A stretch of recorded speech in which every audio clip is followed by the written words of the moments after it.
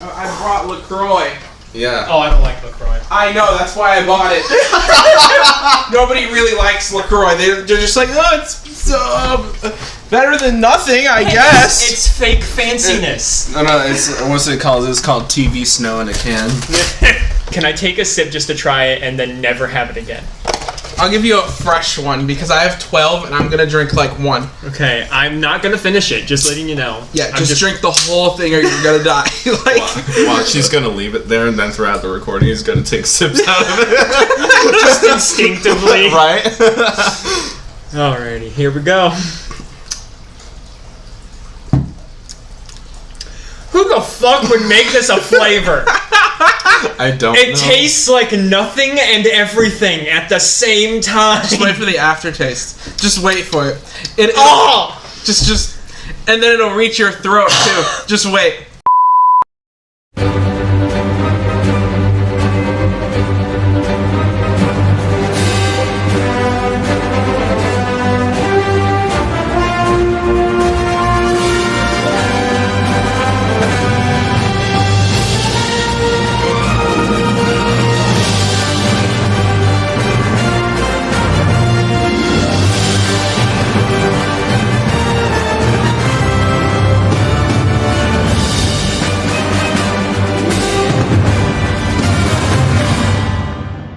Greetings, ladies and gentlemen. I am Ethan. I'm Bryan. Welcome to the Black Widow Movie Review and Synopsis podcast.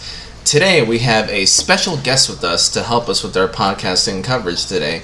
Please, would you introduce yourself? Hi, I'm Colin. I'm 19, single, ready to review this movie. Yeah. Oh, gotcha. I see. I know you're choking up already. I choked a little. Anyways, we'd like to ask all of you to subscribe to our channel. You don't have a channel. Our channel. So you can keep up to date with all of our movie and TV show review and synopsis podcasts that'll come in the future. There are no movies or TV shows in the near future beyond this. It's just like what if and... Yeah, What If, which is August, and Shang-Chi in September. Shang-Chi in September. We'll be back here in 2 months' time then. Colin will be like, alright, gotta get the apricot then. I'm gonna buy an entirely more disgusting flavor of LaCroix. Do not get the Brussels coconut. sprout. I will legit throw I'll up. buy it.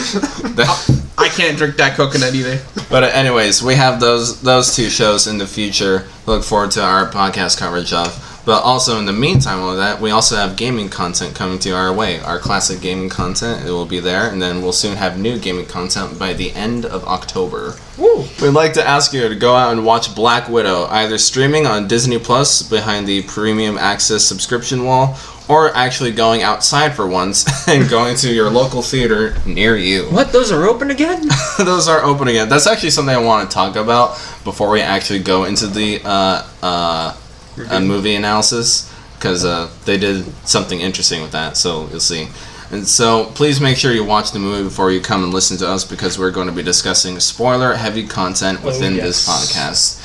How much of these will be spoilers? I mean, Black Widow's dead, gang, so I don't know how much of it's a spoiler. Exactly.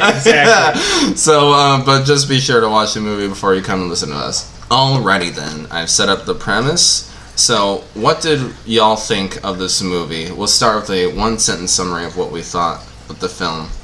Bryan, you may go first. Oh, man. How to sum up this film in one sentence? Well, at least it's not Thor the Dark World or The Incredible Hulk. That's all I can really say. It's better than those, but it's not Endgame or Infinity War levels. Yeah, it's okay. Yeah. Alrighty, you, Colin? It was a pretty good sort of different look into the backstory of Black Widow, but filled with plot holes. Like, a lot of plot holes. Cool, yeah, you'll be our plot hole. So he's going for the holes. And Bryan covers the plot, Colin covers the holes. Giggity. Alright, what I thought of this movie, it definitely exists. Yes. It's not as... Perhaps it's not as fun as we anticipated for like the first movie from the MCU that we've seen in 2 years. Yeah. So there's that. It's it just kind of exists here for some reason for a dead character within the canon. People really wanted that Black Widow solo movie that they didn't care that she was dead. Yeah, I guess. Yeah. Honestly, they probably would have just been fine with like an hour and a half of just her tombstone. It's literally a live stream that they just took Of apart. just her tombstone. You know, It's you one of see- those old foreign French movies where it's just a video of a table, nothing else. Yeah. And then Finn. And then Finn, right. But yeah, this movie definitely exists, and they're trying to set this up as the very first movie in the Phase 4 of the MCU. There are some terms where it kind of does work as an introductory, but in lots of other points it does not. So we'll get into that already then. Let us now begin our movie analysis of what we thought, scene by scene, go by go. We're not going to discuss every single detail within this movie. We're just going to go like the broad plot points. And then if there's a scene that caught one of our attentions, we'll bring it up and discuss it for a little bit. I saw it on the Premiere Access. Colin just saw on the Premiere Access not too long ago. Like 10 minutes ago. Yeah. Like 10 minutes ago, so he has the freshest memory. And then you, Bryan, you actually went and saw it in theaters. I did go see it in theaters. Yes. How was the movie theater experience? The movie theater experience was actually really good. Now, before the movie, so I do technically need glasses to see like long range. Like obviously, I can see you guys right now; y'all are fine. But like to see like longer distances, I need glasses.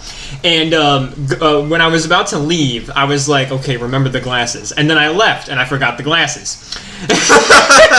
So luckily, the showing was in one of the smaller theaters, one of the smaller auditoriums. So even though I was a little bit farther back, I still was close enough to actually get a good look at the film. And the movie theater experience was just as good as I remember. This actually wasn't my first back in theater experience. That was with A Quiet Place Part 2, which I saw a few months ago, which that was also really good. But yeah, no, it's great to be back in the theaters again. And Black Widow was definitely a good theater movie. I think it does work better on the big screen, because after watching it on the big screen, I'm just like, yeah, no, there's a lot of this that you can really enjoy on a bigger screen than just sitting at home on like a TV or something. Coolio. Yeah, that's what I kind of figured. Since Marvel, for this one time right now, I don't know if they'll do it again, but they sort of did this hybrid thing where they have, because of there's the Wu-Fu pandemic. That's a Freudian slip. There's the coronavirus pandemic that happened. You guys probably have heard of it somewhere. So they decided to do this hybrid mortality. Oh yeah, you can't say China anymore. So they decided to have Black Widow play in the theaters, but also have it streaming behind a Premiere Access paywall over on Disney Plus. Which, if you didn't watch our Loki review, then you wouldn't know why that was such a big burden on us.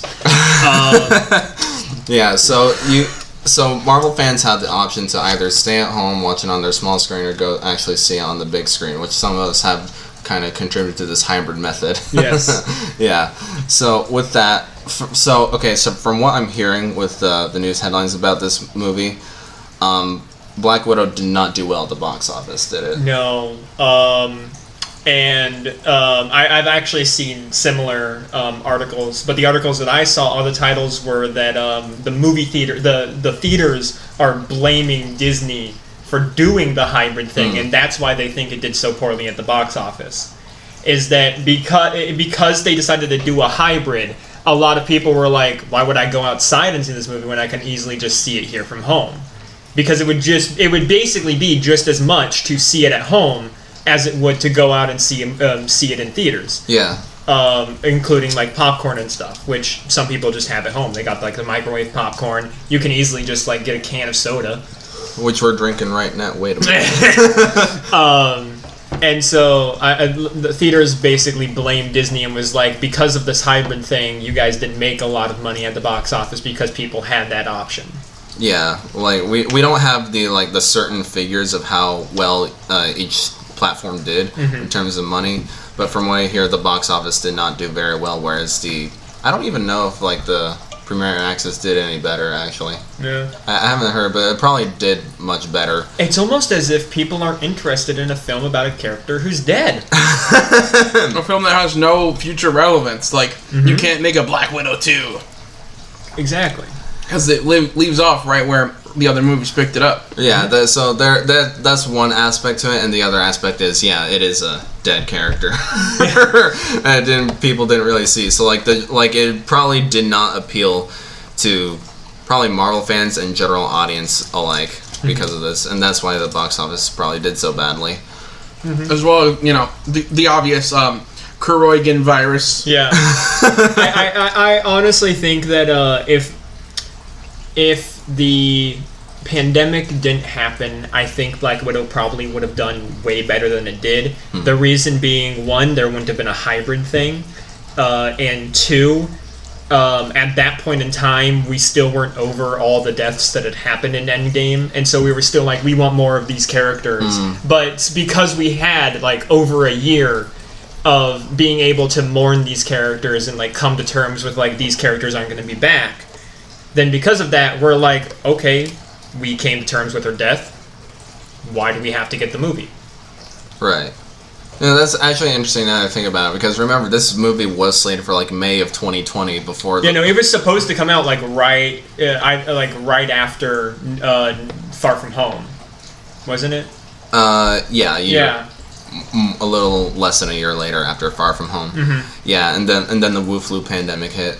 And remember how they did they put Hamilton on the Disney Plus platform like in June or July of last year, right? And so a lot of people are questioning, why don't they do that with Black Widow? And so taking this hypothetical, because they delayed it, like it was supposed to be May of 2020, then they said, oh, November 2020, and now they're like May of 2021, and then July 2021. I've noticed that a lot about a lot of different things. There's a lot of setbacks, for movies and series. I mean, Falcon and Winter Soldier was supposed to come out before WandaVision. Oh, really? Yeah. Huh. It was actually supposed to be Falcon and Winter Soldier, WandaVision, Loki, but because of whatever reason, they decided to put WandaVision first.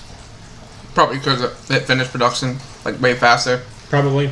Possibly, and they could have done stuff faster. But I guess what I'm trying to get is, do you think we'd have that same sort of effect if we just saw it on the small screen back then?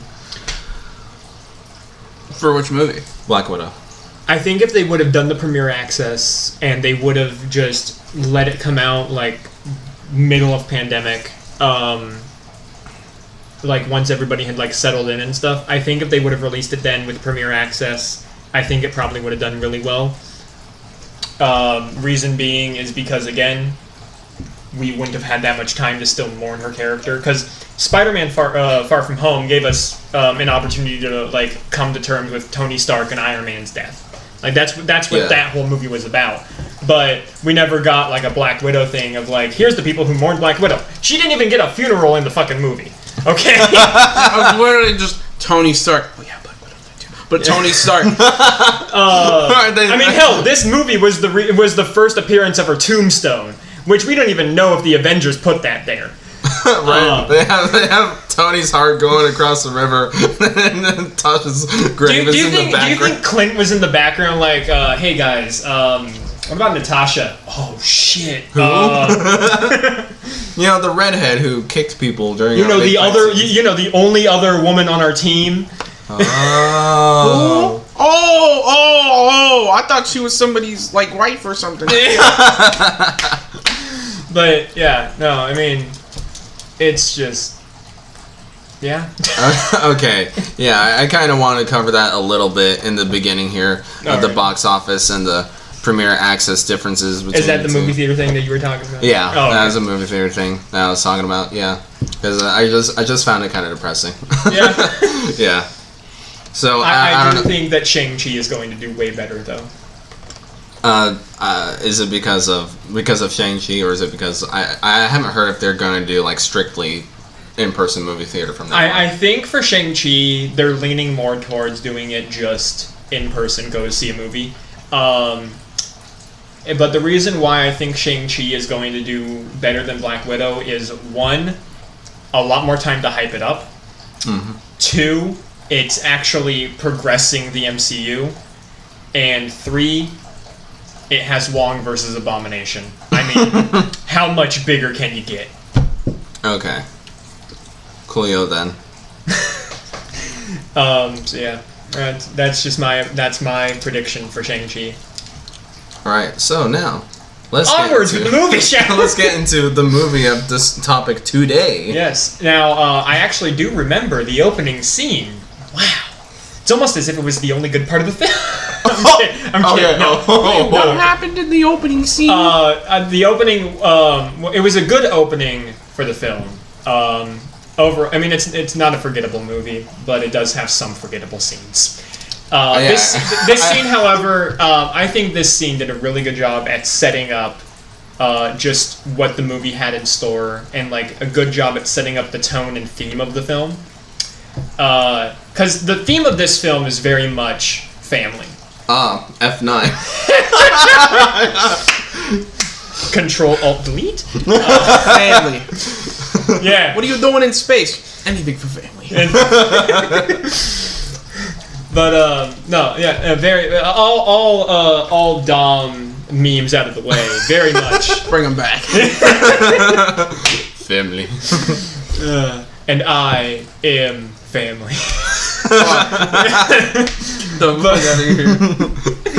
But yeah, no, okay. But no, that is very much the theme of this movie, is just being able to like find family, and in the weirdest of places, Russia. Yes. The Soviet. Yeah. Yeah. Sort of. Okay, this is 1995. Yes, we started in 1995, Ohio. The Soviets fell in 91. We started in 95, Ohio, where we see a young Natasha and a young Yelena with their, in quotations, mother and father, mother Melina and father Alexei. Yeah. I don't remember. Were they ever given like American names that they were addressed as, or was it just like mom and dad? And I think just like they didn't actually address each other by names until they got to they're Cuba. Yeah, communism. I mean, we don't really get that much of them in Ohio. It's basically just young Natasha and young Yelena. At this point in time, Yelena is 6. I don't know how old Natasha. I don't know how much older Natasha is supposed to be than Yelena. I think she's like 13 or something. Yeah, like that. I want to say early teens or like the tween times. Yeah, it would explain why she has like a bigger understanding of what exactly is going on, because this is her last day in Ohio, like it or not. So they're in Ohio in '95, and they're playing outside. Just basic family shenanigans, you know, that you would see in like your typical like suburban household. And then that night for dinner, Father Alexei comes home with terrible news that it's time for them to go. Their mission is over. Things like that. The Soviet fell. Yeah, we learn what their mission is later on. But at this point, it's still kind of vague as to what's going on. And they leave. They do this whole like escape America kind of thing. We see that Alexa has Alexa. I'm sorry, Alexei. Alexa. Far. Alexei.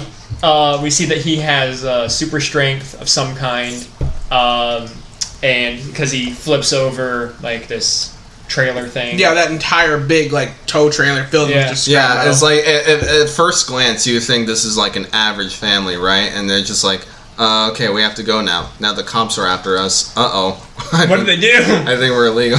there was a mishap at the lab. Oh no! And then you see it's S.H.I.E.L.D. It's S.H.I.E.L.D. then. But then you see they get to the airstrip and they pull out the plane. Okay, they own an airplane. This is not your average family. And then Dad just lifts up the freaking trailer. He just flips it over like it's nothing. And I'm just nothing. like, oh! Oh, not your average family indeed. Understandable. Yeah, understandable. Have a great day. So then they do this great plane escape with Alexei sniping shield trucks. Melina flying the plane out of there. Melina then gets shot. Natasha takes over. They fly out of there. They make an escape. It looks like the ending of a GTA heist. They ride off into the sun, into the night sky, and then they arrive in Cuba. Ah, yes. We get to Cuba, and then immediately drop the American accent. Gotta get to Russian. Cuba, my favorite communist regime. So they once they get into Cuba, once they land down, we see them completely drop their American accents and immediately go into Russian. With Alexei greeting, who we later find out is a man by the name of Dyatlov. And we also get the Red Guardian name drop here. Yes, we do. Which do you want me to go into Red Guardian now or later? Let's save it off for later. Okay. Which is for the Red Guardian's big entrance. For the Red Guardian's big entrance, right? We just know he's a Guardian and he's red. Yeah. The Galaxy never recruited him. He is now a thing. Right now. He just got really sunburnt one day, and they were like, "Hey, Red Guardian." So we see them arrive in Cuba. There's greetings all around. We then hear them talk about how they want to start recruiting Yelena, get her into whatever it is going on. Natasha tries to protect her as much as she can. So clearly at this point in time, Natasha has definitely gone through at least some, if not all, Widow training, which, I mean, I think she's too young for all. Yeah, no. So at this point, she's definitely gone through some, because she was able to grab the gun off of one of the guards, and she clearly has some understanding of what they are talking about when they talk about recruiting Yelena. I see. I think I might be pronouncing that. I think it's Yelena. I think it's an A, not a E, but I could be wrong. Russian. I don't remember how they pronounced it either. So then they get knocked out by fucking knockout drugs. the communist government. Yeah. And then they're whisked away, and then we cut to present day. There's an intro sequence. Yeah, there's like a montage. The Black Ops scene. Where we see it. So over the opening credits, we see this montage of clips of like the recruitment process, how they used to do the recruitment process for the widows, and then we also see, I believe, don't we also see like footage of like previous films with Black Widow? Mixed in there. I thought we got a bunch of just like scenes of like children playing, and then war shots, and then more children playing, and then war. Yeah, basically. And then we see the war is bad, if you couldn't tell. Yeah, exactly. It's like they take it's a whole trafficking institution for all the widows. Like they kidnapped all the young women. The widow program is specifically women. Yes. We don't know why. Yeah, we don't know why there aren't any men. But it's probably because they would just think too much with their dicks. So. Probably. Well, here's my thought. Let's go with the premise that men and women are different, because men and women are obviously different, right? Yeah. Here's the thing. We'll probably get into it in the action scenes a bit, but when it comes to action scenes, women are more acrobatic than men. Men have the advantage of the upper body strength, whereas the females are acrobatic enough to flip around and stuff, right? Yeah. Yeah, just literally Ethan and I had a similar conversation about this in Loki when we were talking about the differences between Sylvie's fighting style and Loki's fighting style. Right.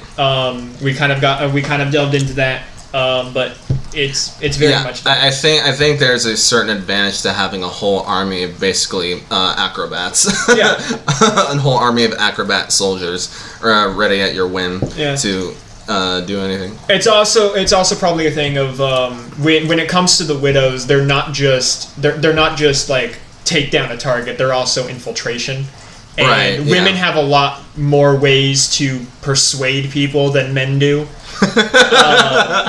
I mean, a man can't just pull down his pants and be like, "Hey, let me in," you know? Yeah, because that's sexual harassment. Yeah, it should be like, what is that thing? Let me in. No. No, that's fine. Yeah. See, that's why men in the relationship can't ask for sex, because that's rude. The women have to be the ones to initiate the gates to open or not. Let me just roll my D20 for initiative real quick. One. But yeah, and so that's probably why they recruit women. Yeah, and especially at the very young age, because children are extremely malleable. Yeah. So if you can program them, if you can nurture them to basically do whatever you want, they will eventually become that once they grow older. Mm-hmm. Especially when they're conditioned for about 18 years. Yeah. Plus. Especially if you get them at like a really, really young age. Mm-hmm. But yeah, so that's what the whole trafficking. Also, not done yet. There's like, why is this montage the best part of the film? Okay, you're not completely because wrong. It shows off the premise of this whole the widow trafficking institution, but also in a very dark. So being this, honestly, where was that movie? I know, right? So being this like the very first movie of the Phase 4 MCU stuff, it's kind of not correct on why Black Widow is the very first one. They should have.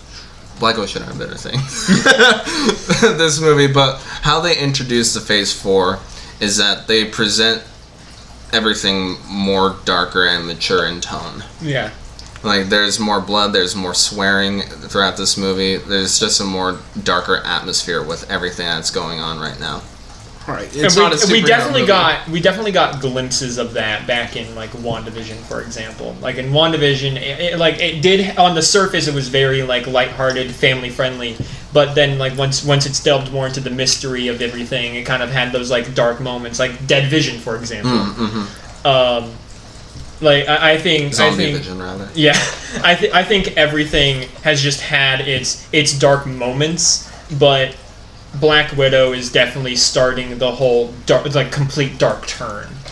Right, this is like a turning point in terms of tone of how the MCU wants to go. I presume. Like, isn't it rumored that like Doctor Strange 2 is supposed to be a horror film? Yes, it is rumored that Doctor Strange 2, definitely not Spider-Man 4, definitely not. But with Doctor Strange 2, it's definitely been rumored and teased at that it's definitely going to take a more horrific turn. How? Who knows? It's magic. You can really do whatever you want. And I am curious as to whether or not Marvel is actually going to keep this dark theme with some of its characters. Because, like, why would you use it for, like, part of this film and Doctor Strange, and then never use it again? Yeah, that's why I'm assuming they're testing out the waters here, or, like, kind of turning point, introducing it as this film being the first film in the Phase 4. Yeah.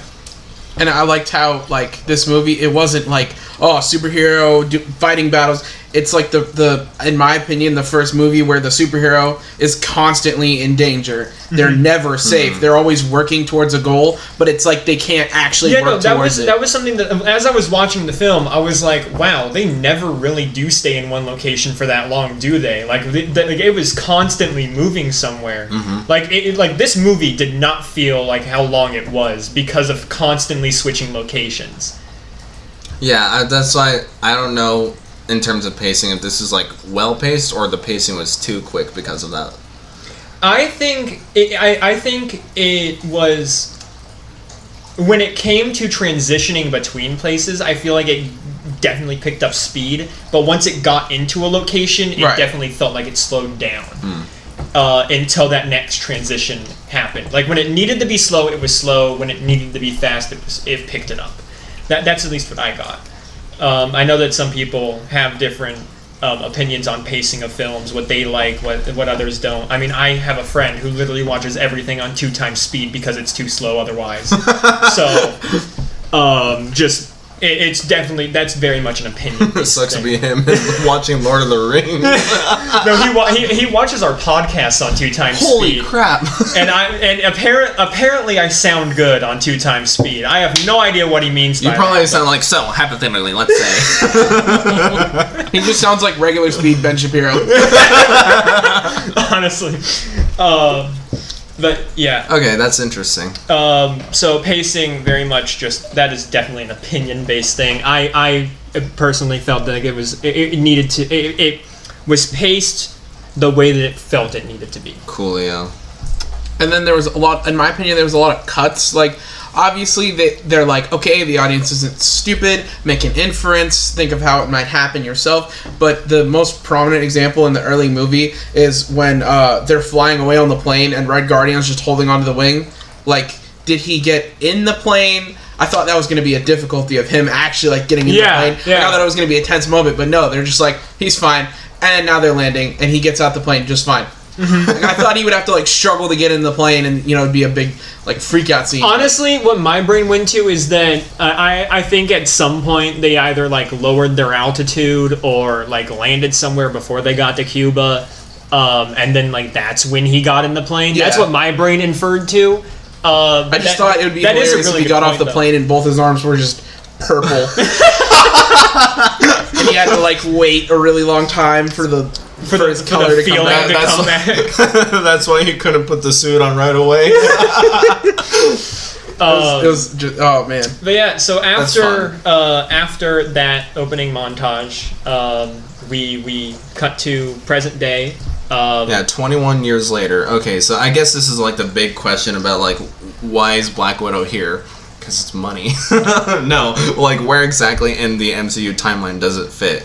So they answer that with this film takes place in between Captain America's Civil War and Avengers Infinity War. Yeah. Yeah. And I think it very much leans more towards being closer to Infinity War than it does Civil War. Really? And that's just because the end credit scene is 2 weeks after the ending of the film. Or not the end credit scene, but the ending of the film takes place 2 weeks after the whole climax. Yeah. And so because she's in her Infinity War outfit at the end of the film, after that 2 week gap, I think this is very much leaning more towards being closer to Infinity War. I think when it opens, it's definitely probably like close to like a few months out from Infinity War, but it's definitely on the closer end of that. Because of Agent Ross and the rest of not S.H.I.E.L.D. Just the government. Yeah, the Agent Ross and the government were hunting down everyone who's on the bad side of the Civil War. Yeah. Bad in quotes. Yeah, because we all know Captain America was right. Are inferred in with the whole Agent Ross thing that she has been on the run for clearly some time. But she has definitely been on the run for some time. We get this opening scene where it looks like Natasha might be in a sticky situation with Ross and the government coming after her in this building, and then we learn no, she was on a ferry the whole time. She was on a ferry, presumably on the other side of the world at that moment. And this is like, in my opinion, well, I mean, she's going to Norway, so definitely. Well, yeah. This is the moment where like it still feels like a superhero movie where she's like just making fun of this guy and she's like, haha, just kidding. She has has control of the situation. Yeah, like this is the only time in the film where she's really in like some serious control. Yeah, no, when you watch the film, you definitely when the moment hits, you definitely get that switch of like she's no longer in control, and you never know she's going to be safe. She's in immediate constant danger. And you could literally pinpoint the exact moment. I will bring it up when we get there. Yeah, I think I know the exact Here's the thing. moment. It made me jump. Okay, like it legit made me jump. I was like, holy, that came out of nowhere. But anyways, so the ferry ride happens, and she's on her way to Norway, as we see later. But first, we have to catch up with Yelena in Morocco. Again, we will be jumping all over the place in this film. Oh yes. So we cut to Morocco, including the sky. Yeah, exactly. We cut to Morocco, where we see Yelena and some other widows on a assassination mission, where they have a target that they have to take out. Yelena and the other widow try to snipe her, but she spots them before they can, and she makes a run for it. And we see that she has a little case with her. Yelena then decides to go after her on foot. And then they bump into each other. They have a nice little knife fight. Yelena, I believe Yelena does. No, it's later on. The Taskmaster does it. Never mind. Oh, okay. Well, here, because I remember someone did like the knife thing from Winter Soldier. Winter Soldier movie. Yeah, something about the knife fight here, though. I remember going like, "Oh God," like kind of like, I don't know how to describe it. It's like a reaction to like a gore reaction, if you will. Yeah, the movie just takes a sudden turn. And you're like, okay. Yeah, so like, wow. Like when you hear the slashing sounds and like you just see the knife come out of her. And she's it's just like one specific slice. It's like Yelena stabs the other woman and then she tears it out from the side. Like she stabs her, twists it, and then like rips it out. I know, and just like thinking about that happening to you is just so surreal. Yeah, because I mean, like it's literally getting stabbed in the stomach, twisting, and then stabbing outwards. Not just that. Remember, this is an MCU film. that was what I was kind of getting at as well. It's like an introductory of like the darker tones and the elements within these next few films. That just like that stab, twist, and off to the side. We haven't seen that before in any other Marvel movie. We can see like what kind of direction we just see people get pushed around or hit with a flying frisbee that should cut through them. Like they're taking a different approach when it comes to the combat and violence. I swear, next time we see Captain America's shield, it's going to fly right through somebody. I mean, we saw it go like, POV, you're a former Captain America fan. But even then, it wasn't shown on screen. Yeah. But yeah, so Yelena goes after her on foot. Before the woman that she is, before her target dies, her target blasts her with this like red mist kind of stuff. This sort of red mist. Okay, this is where I come to plot hole person. What would you like to say? What is this red mist? I didn't actually think that was too much of a plot hole. Oh, really? I think that the person they were chasing, their target, was an ex-widow that got hit with the same mist. And she had the case. They can track the case because plot. That's one of my plot things. They can track this case of vials. They didn't make the vials. Somebody else made the vials. That's like the kind of little mini plot hole. But it's just here. I kind of don't care about this plot hole of who made it. I think it's plot that they can track it. Fuck. They just know where it's at constantly. Mm-hmm. Yeah, I suppose they never explained who made it, who made the vials, right? No, I don't think they ever did. Yeah, no. So they're just like, hey, they're here now. Yeah, they're here. So it's like thinking like the big baddie of this all, Drakov. He was like, I should make an antidote in case they attack me, but I also use the perfume so they can't attack me. Wait a minute. Okay, no. So the plot hole that I kind of noticed though is, when was the mind control stuff invented? Because here's the thing. Yelena is under the influence of it, but Natasha never was. So, and because we see in the beginning of the film that there's not that big of an age gap between them, meaning that either Yelena went through... Because when she gets hit with the mist, she immediately turns over a new leaf and is like, what have I done? Right, it's more like... But, like, if she would have been trained as a widow... If she would have been trained as a widow for most of her life, and then the mind control stuff came along, that wouldn't make sense, unless it was developed as she was being trained. Which would mean that Natasha would have been around when the mind control stuff came about. I thought there was... I'm not a huge fan of the MCU, as a whole. I've only seen a few of the movies, but I thought that in a few of those movies she had some sort of trouble like breaking free from some sort of programming. I think that might have been Clint, but I thought that she had some sort of little character arc where she gets over her mind controlling and is like completely free from it. I thought that was a thing, but no. Her arc was that she was just trying to find a way to redeem herself from all the red that was in her ledger, which just means all the kills that she's done. But then that is a plot hole. Yes. That how is she perfectly fine? I do believe it was said in the movie that their mother was like, oh yeah, we figured this technology out, and then her daughter was Yelena was like, yeah, that was me. You did that to me, stupid. Yeah. Which means Natasha was around. She didn't leave in like her teens. Like she grew up in the widow program, and then because she and then with that 3-year gap though, right? Sort of, kind of. It was undercover work, right? Yeah. whole family. The Budapest thing, I believe she was a widow then when Clint found her. I believe she was still part of the widow program, and Clint was who made her turn over a new leaf. Like that, at least that's what I thought they were setting up back in like Avengers. Was that Clint helped her turn over a new leaf? And Yeah, no that longer would be a make widow. sense of why their relationship is so close in the previous movies and why they wanted to stop each other from killing themselves. Yeah.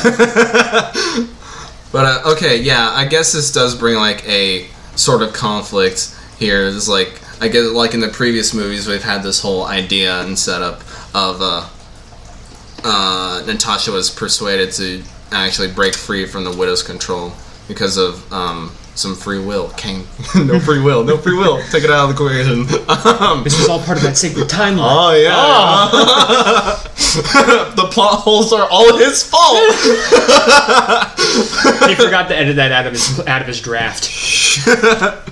But anyways, so they're suggesting that Natasha broke free with the help of Clint by just some like free will and persuasion, right? Determination, or maybe a romantic angle, maybe. Perhaps, but they don't really explore that. Nope. And now it's just sort of, it sort of gets ruined here by the fact that it is now like some mind control gas. It is like an artificial element instead of like that natural human essence of actually breaking free from their the widow programming. Yeah. So yeah, Yelena gets freed from this widow programming. She Besides the point, let's go with the plot hole right now. Yeah. She gets broken free from it because of the red mist. She immediately turns over a new leaf. Is like, what have I done? What have I done? What have I done? What have I done? She takes out this like tracker that's in her leg. She takes out this tracker that's in her leg, and then she runs off. Where we then cut to a man in a dark room, looking at a screen of all the active widow agents with Yelena's name being Defect or something. defect, and then we hear a woman's voice say, Converge "Sir." on the captain's location or something like that. That's the other widow that was working with Yelena. But in the room, we hear a woman's voice in the room say, "Sir, would you like me to activate the Taskmaster protocol?" And then, yeah, that was our segue into Taskmaster. Yeah, our Taskmaster introduction is here. Yep, and let me just say, the introduction to Taskmaster was actually pretty good. Honestly, I don't know what they were what I was expecting for like how they were going to implement Taskmaster in this. I was just like, Taskmaster, yeah. Because I mean, honestly, Taskmaster, one of my all-time favorite Marvel villains. Was he ever Hawkeye? Was he ever Clint in the comics? No. Okay. He was never. Because I remember like the very first trailers before it got delayed were like Taskmaster, bow and arrow. Who else has a bow and arrow? What's his name again? Oh yeah, Hawkeye. It's because people forget that literally Taskmaster's whole thing is that he watches and copies. That is literally his whole thing. He becomes in some basically what it is Taskmaster. I'm just gonna go into the backstory. Is that okay? Yeah. Yeah. And he's introduced here. So yeah. Go ahead. In the comics, which side note, the outfit for Taskmaster looked fucking amazing. In my opinion, I think it was a really good rendition and bringing to life of the original costume, especially the skull helmet. I really loved. We will get to my problems with Taskmaster when the whole twist comes about. Oh, I see. Okay. But as a character introduction, I think it was really well done. Because how we see Taskmaster introduced in the movie is we see Taskmaster in this like white room, standing straight up, looking at security cam footage of the airport battle from Civil War. I believe it was the airport battle. Yeah, it was. It was specifically the fight between Black Panther and Clint, where he doesn't care. We haven't met yet. I'm Clint. I don't care. Yeah. And this is exactly what Taskmaster does. In the comics, Taskmaster has a photographic memory. And what he does is he watches basically any footage he can get, like security footage, footage that people recorded on their phones or whatever. And he watches it over and over again to learn the patterns of the fighters. And then basically he's just a living phrase of using someone's own medicine against them. That's literally like the phrase he lives by. And so what he does is he copies and uses it against them. Later on, in one of the future fights against Taskmaster, there was a really great shot where they literally did the same pose, and I thought that was really well done. Which, I mean, the Taskmaster fights, in my opinion, are actually really, really well choreographed. Copy. Paste. Literally. Okay, here's a question. So in the comics, was Taskmaster like a sentient being with dialogue and everything, right? Yes. Because one of the biggest takeaways that I got from Taskmaster here, and I liked it, taking out the whole plot twisting. The thing that I liked about Taskmaster, I was about to say Twistmaster. Okay, the thing I liked about Taskmaster here was that he never spoke any dialogue. Yeah. He was made out to be sort of like this whole, I guess, Mr. X kind of thing from Resident Evil 2. And honestly, I didn't mind that either. Yeah, sort of like Sentinel. It's like, and also kind of alluding to like whether this person here is a robot or something. Right. I don't know. Yeah, no, actually, throughout until the big reveal came about. Honestly, throughout the entire film, I was constantly like going back and forth between either all that because when we're introduced to Taskmaster, it's watching like security cam footage, but later on when we see footage like relayed in the mask, I thought that it was like some like robot or something like having the information downloaded into it. And so I constantly just had this feuding like notion of like going back and forth between whether or not it was a real person or just an Amazo, basically. Yeah. Which, I mean, later on we do get revealed that it is a real person. And again, I did like the fact that like for the most part Taskmaster was a silent killer. Yeah. I think that fit really well with the tone that they were going for the film. It's like every time he was introduced into the character, I'm like, sort of like Mr. X in RE2. He's like, oh shit, he's here again. Yeah. I gotta run. And he is a very big threat in this film. Like every time he appears, which honestly, Taskmaster didn't appear as much as I thought he would. Oh really? Like I thought he would have appeared much more than he did. You thought he was going to be a main bad guy? Yeah, I really did. I didn't think there was going to be a man pulling the strings. I thought he was going to be the man. But for what we got in the way that the story fits him in, it works for the story. I'm gonna get into my problems later. Okay. But yeah, so that's whole Taskmaster thing. Good character intro. I'm not gonna talk your ears off anymore with Taskmaster. Next scene. All right.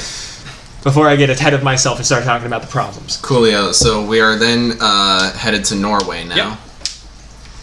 And Natasha meets up with the contract some guy. Yes. Okay. I don't think they gave this dude any introduction at all. No. Or like this is his any first name appearance. at all, rather. Yeah. This is his first appearance. He already has a relationship with Natasha. They're basically just like, hey, he's here now. Deal with it. And this will probably be his last film too. Yeah, probably. Unless he comes back for like Clint Barton or something. Yeah, I don't know, but it's like this is basically like time and money, guy. Yeah. Basically. I need time and money to set stuff up. So I can only give you a helicopter. I can only get you a hind dig. Like, come on, what the hell am I supposed to do?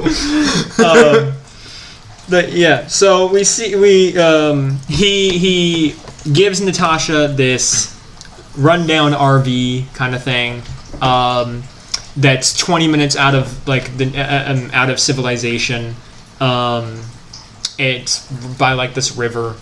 And yeah, he kind of just like, Yeah, hey, here it is. And then she look as the scene starts to wrap up, she looks down, she notices this box of like stuff, and she asks him what it is, and he's just like, oh, it's mail and personal belongings. You can go through it or not. I don't care. Throw it away for all I care. Yeah, didn't he say like the Budapest files were in there? I think the Budapest files were in there. Some other stuff. And that's where the red vials are in there. The briefcase is How there. do they get there again? It is inferred that so we see Yelena at the end of her scene in Morocco. We see her take the case of vials, and so again with all the cuts in here, I think it's just inferred that she mailed them to Natasha. Yeah. Somehow, some way. Can't let it get in the Taskmaster's hands, but we'll totally let the USPS Or whatever Norway uses. or whatever the Norway PS. Whatever European postal service there is. Right, it'll let the postman do it, but not the Taskmaster. And knowing the postal service, I'm surprised none of those vials broke. Still waiting for a GameCube I ordered a month ago. That's basically that whole scene. Then it cuts to nightfall, and Natasha's like, oh, the RV power generator went out. Oh, can't get it. Gotta go get that fuel. Oh, there's no more fuel, time to go into town. And then she brings along the belongings, because she's also like, you know what? Wait, I'm sorry. Now that you point that out, I'm not realizing, like, wait, wasn't this RV supposed to have, like, a bunch of survival supplies in it? Yeah, and yet it has 2 empty gasoline, like, It has canisters. 6 hours of gas. That's it. Yeah, they even make that a joke later. When they're just teasing him. But yeah, so she drives into town with the belongings and with the empty gas can so that she can go get some. And this is where that shift happens. And it is because she's turning to go onto this bridge, right? She hits quite literally a left turn. Yeah.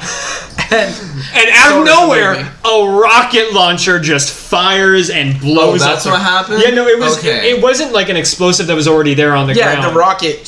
She turned left, and then a rocket just goes. Oh, I might have been writing down a note while that was happening on the other monitor, because I thought she just drove over a landmine or something. No.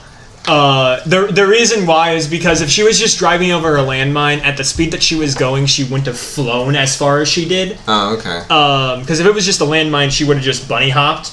But because she is forced sideways, Gotcha. it implies outward force. Cool, But yeah, no, that. this rocket launch literally made me jump in the theater. I even because of how hard I jumped, I even looked behind me and was like, I sure hope no one saw that. In your audience of 5 people. In my audience of 5 people, including me. They definitely were like, the fuck? I was the only solo seating person. It was very awkward. Even though it was all guys. It was all guys, and I'm just like, yeah, no, we all came here to see Natasha in a very tight suit, didn't we? For fuck's sake. Literally, like the day before I saw it, I saw this article. I saw this article like 2 days ago that was like, Marvel costumes are superheroine costumes are becoming less sexist. And then I go see this, and I'm like, yeah, but I can still see the tight ass. And like, is that why there are a lot of butt shots in this film? Exactly. No, seriously, I'm just like that. Like, who was this directed by? Joss Whedon? I'm just like, are we sure during some of these scenes Joss Whedon just didn't grab a hold of the camera? Because I mean, seriously, Perhaps like the very first time Natasha walks into the RV, it shows her butt walking, and then the camera pans upwards. Exactly. I'm just like, who the hell? Costumes are becoming less sexist. My ass, like literally. Where the hell did Colin go? Continuing on with where we left off, the rocket launch blast that sends Natasha flying into the bridge. She does eventually make her way out of the vehicle as it's teetering over the edge. And she makes her way out, where she then encounters and fights Taskmaster for the first time. And this fight... Excuse me, I'm sorry. It's that apricot, I'm telling you. This fight, in my opinion, the Taskmaster fights are very well choreographed for what they are. I think that was definitely one of the things going into this movie where I was like, if they do not do Taskmaster fights really well, it's a bad movie. Right, because like, isn't his whole gimmick here is to copy his foe's abilities, right? That's his whole thing. And so if they hadn't done that in the movie, you'd be like, if I would not see at least one Wakanda Forever or one, like, I can do this all day, pissed. Which, and again, one of the first things, after that rocket launch blast, one of the first things Taskmaster does is throw his version of Captain America's shield. Right. Which just slams into the vehicle into the car with window, such force. I was like, holy shit! Yeah, that's a whole big intimidating element to Taskmaster here right now. That's kind of the cool thing about him. Yeah, and another thing is that you hardly ever see him running, too. Like, you never really see him engaging in a fast way. He's very calm, collected, and slow when he does it. Especially in this first one, he throws the shield and then he just like walks towards Natasha. Right. I feel like this gets into your point earlier about like the control elements to it. Yeah. Yeah. Because at that moment, just suddenly your character's just complete, like, no control over the situation. Natasha, one of the Avengers, tries to fight the Taskmaster and just absolutely failing. Like, everything she does. Gets her ass kicked. She really does. Especially with that one move where somebody like throws a punch or something like that, and then she'll grab onto their arm, twist literally around him 700 times, and then they end up on the ground. But you see her do it, and then stand, and then see Taskmaster do it, and she ends up on the ground. Yeah, no, he literally she does it's like I don't remember exactly, but it's the scissor takedown that we've seen her do many times. Yeah. The first time we saw her do it was in Iron Man 2 against Happy. That was in the boxing ring. Still scene. her best action scene. Yeah. Happy just stood there and took it like a man. But we see it's a kick that she's done literally in every film that she's in. Yeah. And we see her do it this time, and usually when you see her do it, it's like, oh yeah, no, she's got this. Like, she's gonna take him down. She does it. She lands. He does the same thing and just puts her ass down. And boy, makes you think acrobatic. Wait, this has to be a woman now. Wait a minute. I didn't. I thought, honestly, I still was hooked. I was like, this is a man. A robot. I was like, this is definitely some sort of robot with all that strength, and then suddenly Disney it's just working for Russia now. do a fucking the Black Widow move at the same time. I was like, nah, that's something else. Disney, Russia hired Disney after they saw their Spider-Man animatronic for Avengers Campus. Oh fuck. Man, Disney Plus just working with a whole bunch. Oh man, let me tell you. But yeah, no, like it's again very well choreographed fight. We can only do so much, especially in this movie, because the fights in this movie are very unique, I would say. And it is definitely something that we can try to explain, but you are never going to get the actual experience unless you watch the film.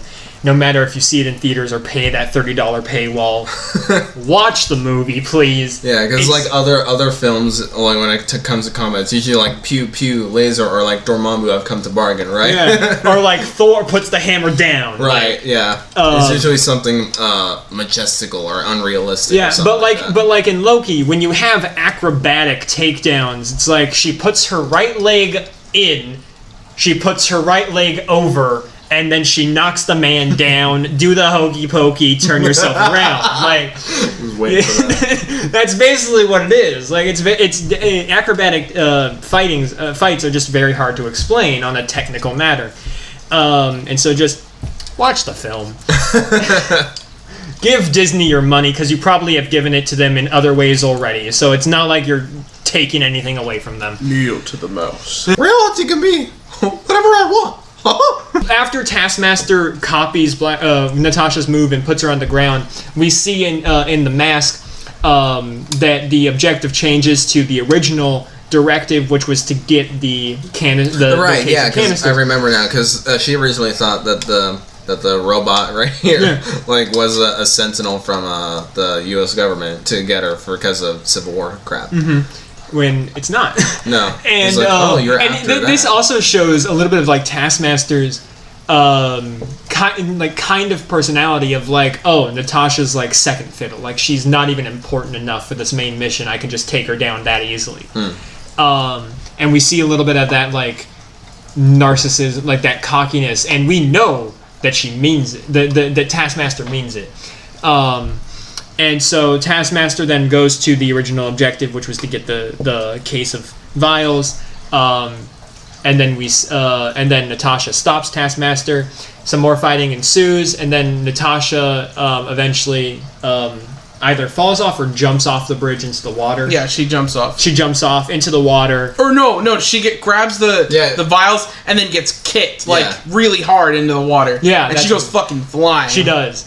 And then we see Taskmaster look inside the case, see that it's empty, and then looks towards the water to see where Natasha could have possibly gone. Here comes the plot hole. Where did she swim in that cold ass water?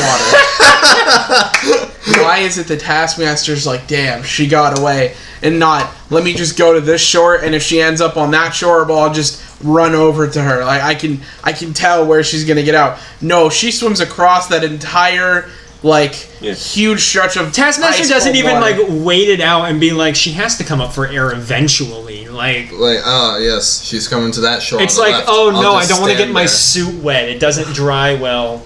Like, come on, man. I mean, if we're go with the thing that he's a robot, jump in.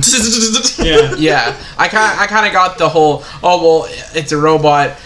I get it, can't swim. It'll just go around. It'll be a cool chase scene or something. Right, yeah. Cuts to her just climbing out of the water, perfectly fine. I'm like, how did you swim across that? Right?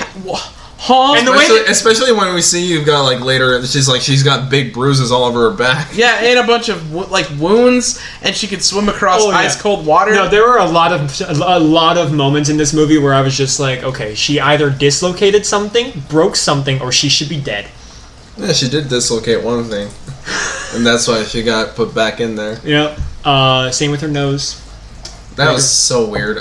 Okay, we'll get to that. Well, we will. So she climbs onto shore out of the water, and where does this put us? This is where my memory gets hazy. I don't remember Budapest. Budapest. Did it just cut to Budapest? Wait, no, that's right. Doesn't she get contacted by Yelena in some way and is like, well, meet that me was here? that was the vials. When wasn't that? Oh, that's right. There was a note. Oh, Yeah. there was a picture. There's the picture. Yeah, the photograph. She takes it out, checks it out, and then suddenly it cuts to her meeting up with the guy, and he's like, "Look, I this is the best I could get you with no time and no money. I need time No, that's and not money." Yet. If you're talking about the helicopter, that's not yet. For real? Yeah, the helicopter's That's with after both of she. them. Yeah, that's with Yelena. Because I thought there was a scene with oh no, never mind. No, the scene I'm thinking of is her saying it's Budapest, and he's like Budapest, and she's like shh, Budapest. But that was before in the RV. Okay, yeah. I think it just kind of cut to Budapest. Yeah, Yeah, it did. It's never really clear. Yeah, knowing the exact address of where Yelena is, I don't even think that's where she lives, but she just is actually cooking there for some reason. Yeah. She's just like, oh hey, welcome to my humble abode. I don't live here. The family that does live here, they're in the closet. Forced them there. Don't worry, they'll be fine. Yeah, Unless they fine. try to leave, then there's going to be a trip mine. But anyway, no witnesses. See, that actually isn't a plot hole because now check this out. So Living the in virus- Budapest, that's just their normal day of life. Fucking no, I don't mean that. No, I'm saying so. We have to respect all cultures, no matter how brutal or savage they are. Come on. Hell. So the contractor guy tells her that he had someone else move into her flat and her house. He says, "Oh, somebody else moved in," and so she's like, "Oh yeah, and this is also here's some mail and some other stuff that the person wanted to get rid of." And she gets this vial with the picture in it, and she knows right then and there that that's her sister because she gave her sister those two photos at the beginning of the movie. Mm-hmm. So then she just goes immediately there because she knew exactly where it was. Yeah. And she encounters Yelena. and they have a widow versus widow fight. Another plot hole for me. It's like, why would like both of them be on guard? Like, it's because neither of them can trust the other completely, and because so Black Widow, Natasha doesn't know whether or not Yelena is working for the Widows or not at this moment. She just knows that Yelena sent the vials to her and she wants to question her about it. And Yelena doesn't know if Natasha is going to bring her into the Avengers or to anyone, the government, whatever it may be, because of her past. And so they're both at an impasse where like they both want to help each other, but they also don't know whether to trust each other. But my thing was, it's like, so Yelena sent Natasha the photograph. It's literally like, go do something with this, or you know who sent it to you, but don't come and find me type thing. And it's like, neither of them would extend an olive branch, like, you know, instead of, like, they just both pull out their guns, and they're like, not one does this until the end of the fight, where she's like, they're choking each other out with a shower curtain. Hot. Until it's like, do or die. It's like either choke her out or try and extend an olive branch. Yeah. Like, I don't know why they didn't just do it at the beginning of the fight, but Same here, but I'm just like, it's a pretty decent fight. it was a good fight scene. Here's my thing about it. They never explain... they never explain when exactly Natasha left the Widow program. So my first thought was, like, Yelena knows what Natasha looks like because she's on TV all the time because she's an Avenger, right? How would Natasha know what Yelena looks like? Because now they're all grown up. And given what we've seen on screen, the last time the two saw each other is when they were kids. Yeah. So, like, this could have been a whole, like, intruder thing. Yeah. Or, like... Are you my sister or not? Yeah, I'm totally a widow. I'm like second in command. Oh, okay. Fuck. Yeah, so that was my thing about it. Fight scene, they slam each other into the cupboards and all that. Yeah, a lot of slamming. They do a bunch of Widow moves, and they're pretty evenly matched the are. whole time. Natasha gets the upper hand like 2 times in the fight, but other than that, it's pretty decently evenly matched. Yeah. I love the part where Natasha was like, stay down, and Yolanda was like, what the fuck is her sister's name again? Yelena, okay. Yelena. Okay, You think you can spell? I can't spell, I can't even read. But Natasha's like, stay down, and she just grabs a plate and just smashes her in the face with it. Like, why would you try and get her to stay down? Like, you haven't even done anything yet in the fight. But, these women are brutal. Yeah. Yeah, so they basically, because they are evenly matched, they come to a stalemate. Yeah. Where of them choking each other out with a shower curtain.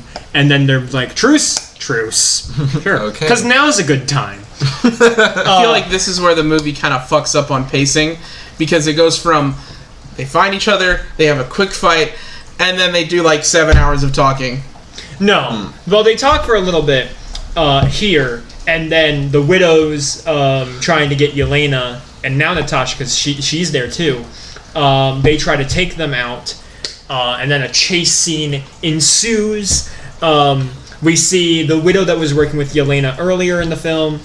We see her chase after them.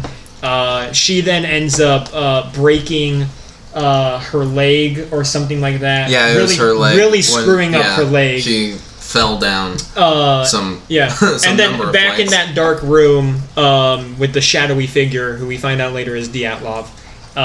We'll get more into why that's important. That's a really important detail.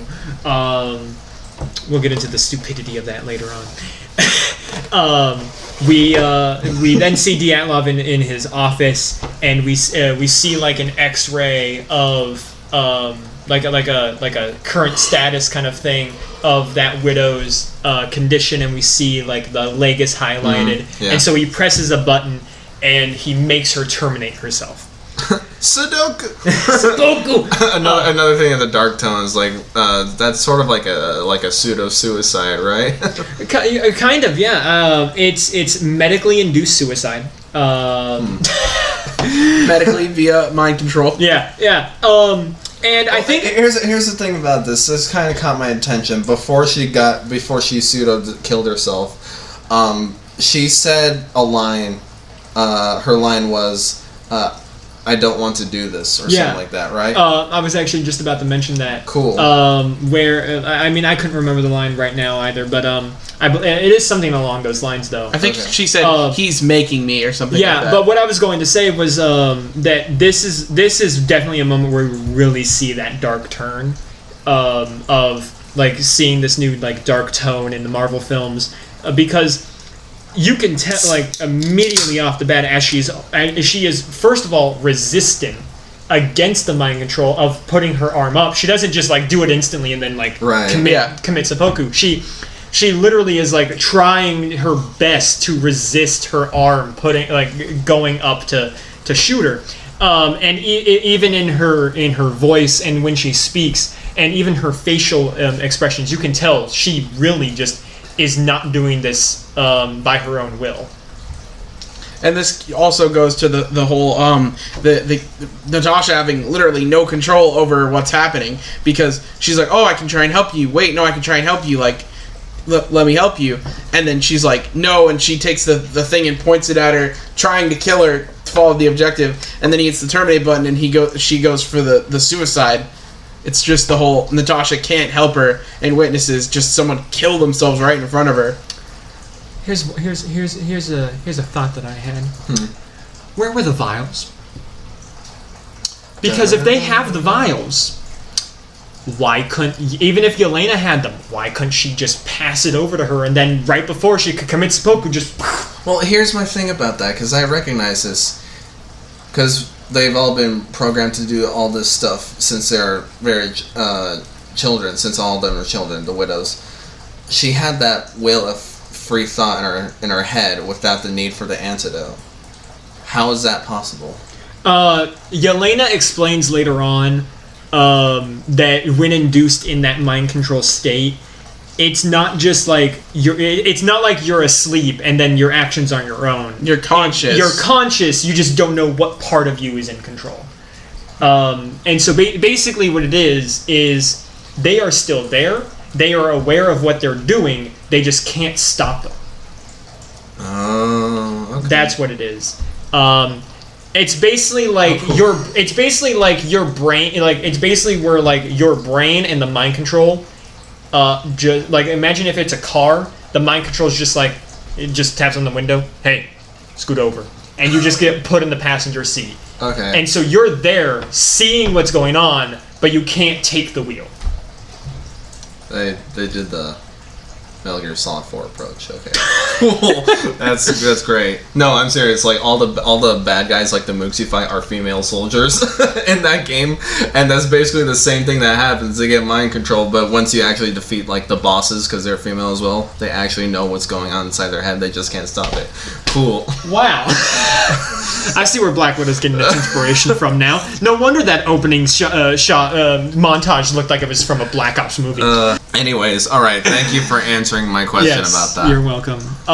So continuing onwards after this Budapest scene, I believe now it's they decide to go recruit the Red Guardian, and this is where we get the contractor scene with the helicopter, where it's like, this is what happens when you don't give me time or money.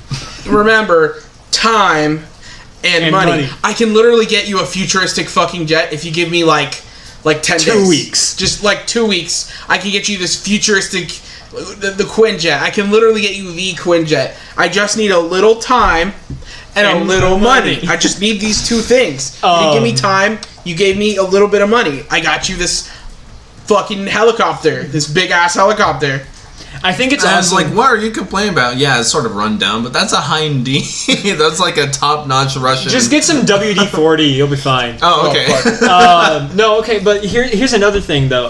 Another thing that could potentially answer this, of like why he wasn't able to get them anything better than this, is because he does mention that because Natasha is on the government's radar, that would put him under suspicion if they find out that he's working with Natasha. And so he says like some of the people that he some of his contacts to get the stuff that he wants will literally hang up and not answer his calls because of that whole watch list thing. Yeah. So that could also be part of the reason. But even then, that 2 weeks later is just like, hey, I can get you a Quinjet now, no problem.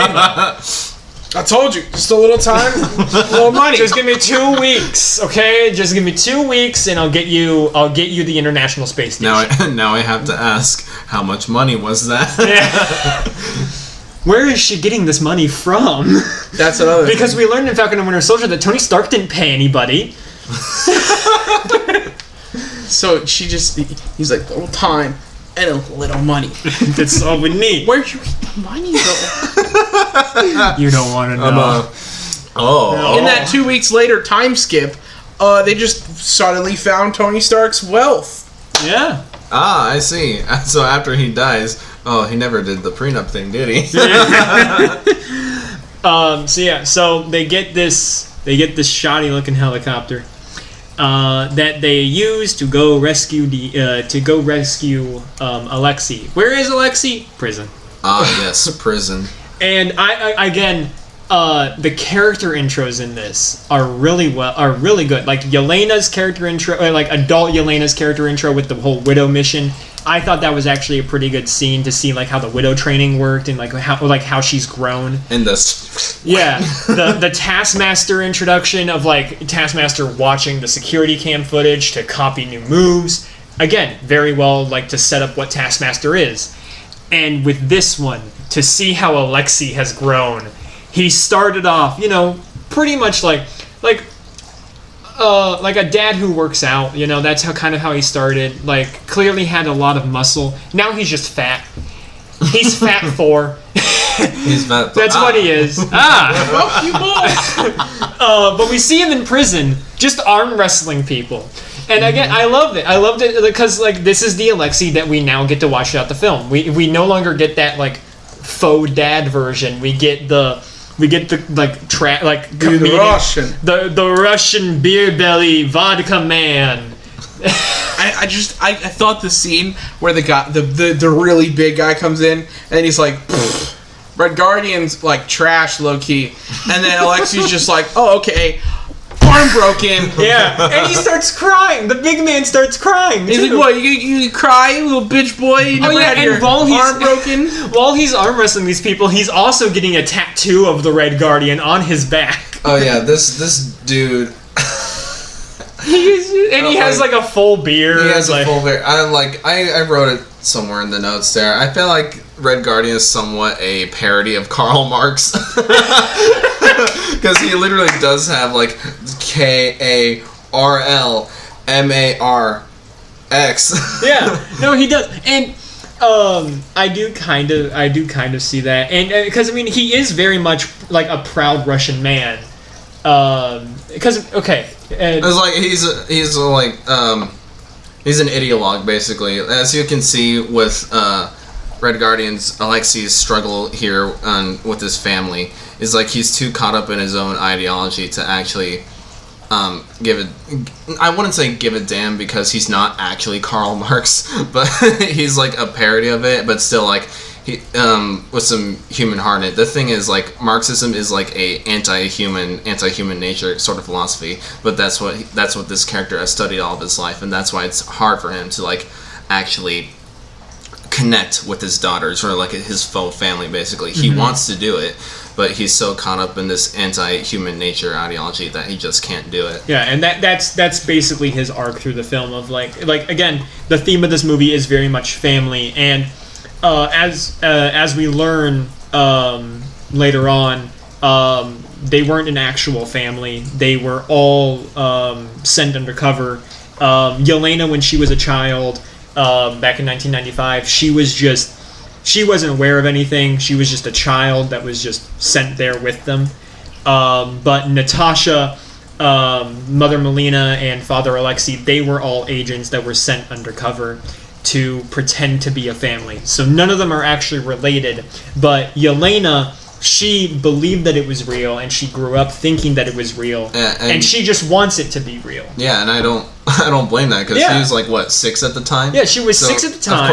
Of course, she thought it was real. Yeah, and because she was raised from a 3-year-old in this like family. Because we learned that it was a 3-year mission. So she started in the family at 3, raised with them until 6. So for those 3 years, that's all she knew. She knew them as her family. Yeah, and remember when it comes to kids, because like we say 3 years like it's nothing. Basically, we're all 19 and we're 16 3 years ago. That basically just happened like that. Yeah. But remember when you guys were kids, you in the audience as well. Remember how long Christmas took to actually get around? Honestly, it felt so long to actually. A school year felt like 5 years. It did feel like forever, and now we're like, what happened to school?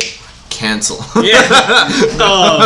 And I think another reason why Yelena is so caught up in it, I don't want to say caught up, but the reason why she's very much living in that reality is because immediately after that mission was done, she went into widow training. Yeah. And so because she wanted to hold on to something that wasn't just the widow training, she held on to that family. Mm-hmm. And so when the truth eventually comes around of her of her learning that none of it was real, she just snaps and she doesn't know what to do. And well, we'll get there when we get there. Okay, so it's not too far from where we are. Yeah, okay. it's almost next actually. Yeah.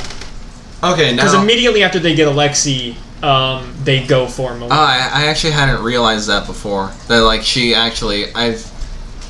Because I thought Natasha knew that it was fake, right? Yeah, no, Natasha knew. Okay, Natasha knew did. It was fake. Yelena knew it was not fake, and she's just discovering that in the family dinner scene. Just discovering that, right? Yeah. Oh, I hadn't realized that. At least that's what it seems. That's what it seems like. Because when she snaps, she says it was real to me. Oh. Like it was real for me and things like that. Wait, what is from? Your feelings for her are not real. They are real to me! Again, we'll get there when we get there. We're almost there. Just bear with us. We have to break Alexei out of prison first. Alexei gets some mail, one of which is a Red Guardian action figure. He then messes with it a little bit. He presses the star that's on the front. Red Guardian says one of his catchphrases. He then pulls the string on the back, and I'm just like, what kind of toy needs both a button and a string? I know, right? There's a snake in my boot. What is this Buzz Lightyear Woody combination? There's a capitalism in my boot. Oh my god. Shoot the capitalism! There's a marks on my boot. No, he would actually like that. Then the head fucking pops off. Yeah. And inside we see a little earpiece. And he puts the earpiece in. And then we hear Natasha and Yelena basically help him escape prison.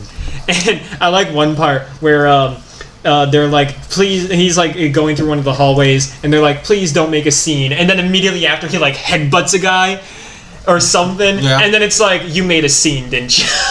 Literally an entire prison riot just pops off.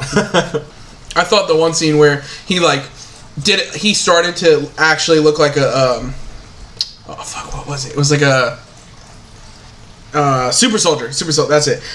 I was like, superhero? What? No. He started to look like a super soldier where they were like, climb up to the top, and he starts climbing up, and he's like trying to climb up, and this one guard just shocks him, and he falls, and they're like, oh my god, he's not gonna make it. Like, yeah. Like he does like these strong leaps of like jumping onto a railing and then pulling himself up even higher. And it looks like he's gonna make it, and then it's just the guard. It's just no, just no, and then he falls down, and so yeah, they're like, he's not gonna make it. Eventually, as they're trying to rescue him, Natasha swings down by a rope. We have to do something. Initiate trailer shot. By a rope into the prison. Meanwhile, the helicopter and Yelena are constantly being shot at. And then eventually, a mounted machine gun comes out of nowhere on this like watchtower. What kind of prison needs that, right? Honestly, can you shut up? That's me snoring. My bad. And so we see this mounted machine gun start firing at the helicopter, and so Yelena's like, screw this. Goes out of frame a little bit. Comes back with a rocket launcher that's on the helicopter. A Stinger missile. A Stinger missile that is on this helicopter. And I'm just like, where was that time and money? I know, right? Like, you were able to get a Stinger missile, but you couldn't get a better come helicopter? on, contractor guy. If you hadn't wasted your time and money on the Stinger missile, you would have been able to get If we them a would have better gotten plane. your backstory a little bit more flushed out, maybe. If you guys just gave me 5 more minutes and $10 more, I could have gotten you a jet. So she fires the Stinger mission. Yeah, definitely mission. We might want to real quick. This prison is at like the bottom of a snowy mountain here in Russia. And so she fires this Stinger missile. Stinger missile. It blows up the watchtower, and then we see everything stops real quick as we hear this echo throughout the snowy chasm, and then an avalanche starts. And as this avalanche starts, all the guards and prisoners are running back inside. Yeah, it makes you think, who is the architect of this prison? Honestly. Of this prison. Here on Kill Count, we'll count every death in this movie. First death. It's literally everyone in that prison. 30,000 kills for... I actually watch Dead Meat, and I love James A. Janisse and his kill counts. But... that's actually the reason why he no longer why he doesn't like doing the Purge movies, is just because there's so many bodies everywhere that it's literally impossible for him to count it. And so if he were to do something like he should literally just like ask the developers, ask them for like a props list or something, and say, how many dead bodies did you have lying in this set on scene A? Yeah. Act 1, scene A. Yeah, exactly. And so Avalanche starts. Obviously, Alexei doesn't go back in because he's trying to escape. And so after some time, they do eventually save him. And he gets brought up into the helicopter. And let me just say, Alexei, a.k.a. Red Guardian, is probably one of the best parts of this entire film. I mean, I love comedic relief characters. I really do. And he is definitely a great one in this. Even in the trailers, they kind of set him up to be the comic relief. Yeah. But I was not expecting like half the gags that he does to come out of this film. I'm sorry. This is one stupid scene later on. It's nothing that he does. It just happens to him with the darts. Oh yeah. Honestly, They think that seriously, this kind of... And then I was actually I'll get to it when we mention that later when that comes back around, because there's something I noticed in that scene. But no, one of my favorite jokes was actually here when they rescued him, when he's trying to like get that like family reunion of like catching up on the good old time, like catching up on their lives and stuff, trying to be like a dad, and they're not having it at all. And He's like, oh yeah, you guys can't hear me because of the helicopter blades. So, yo, what's good? Shut the fuck up. exactly. And then she takes off her headset and goes in the back and just has a conversation. I love he takes that with a grain of salt. No, when he has the headset on though and he's talking to them, he's literally like, so Natasha, you've gotten old. Do you have kids for me yet? and then both of them are just like, no. You want to know why? Because when we're sent through widow training, you see our uterus here? That just gets yanked on out. Ovaries, yeah, gotta take them out too. And then he's like, okay, I hear enough. And then Yelena's like, oh, I was about to get to the fallopian tubes. Oh my god. Yes, the female body parts. Which I don't remember the name of the movie right now, but there is a movie that came out around the time, I want to say, of like Civil War. It was a movie. It had no connection to the MCU or Marvel in general, but it was basically a movie that like really went into like what widow training is. But it's not about widows, but it is about women women government agents that are trained to kill. Assassin trafficking. Basically.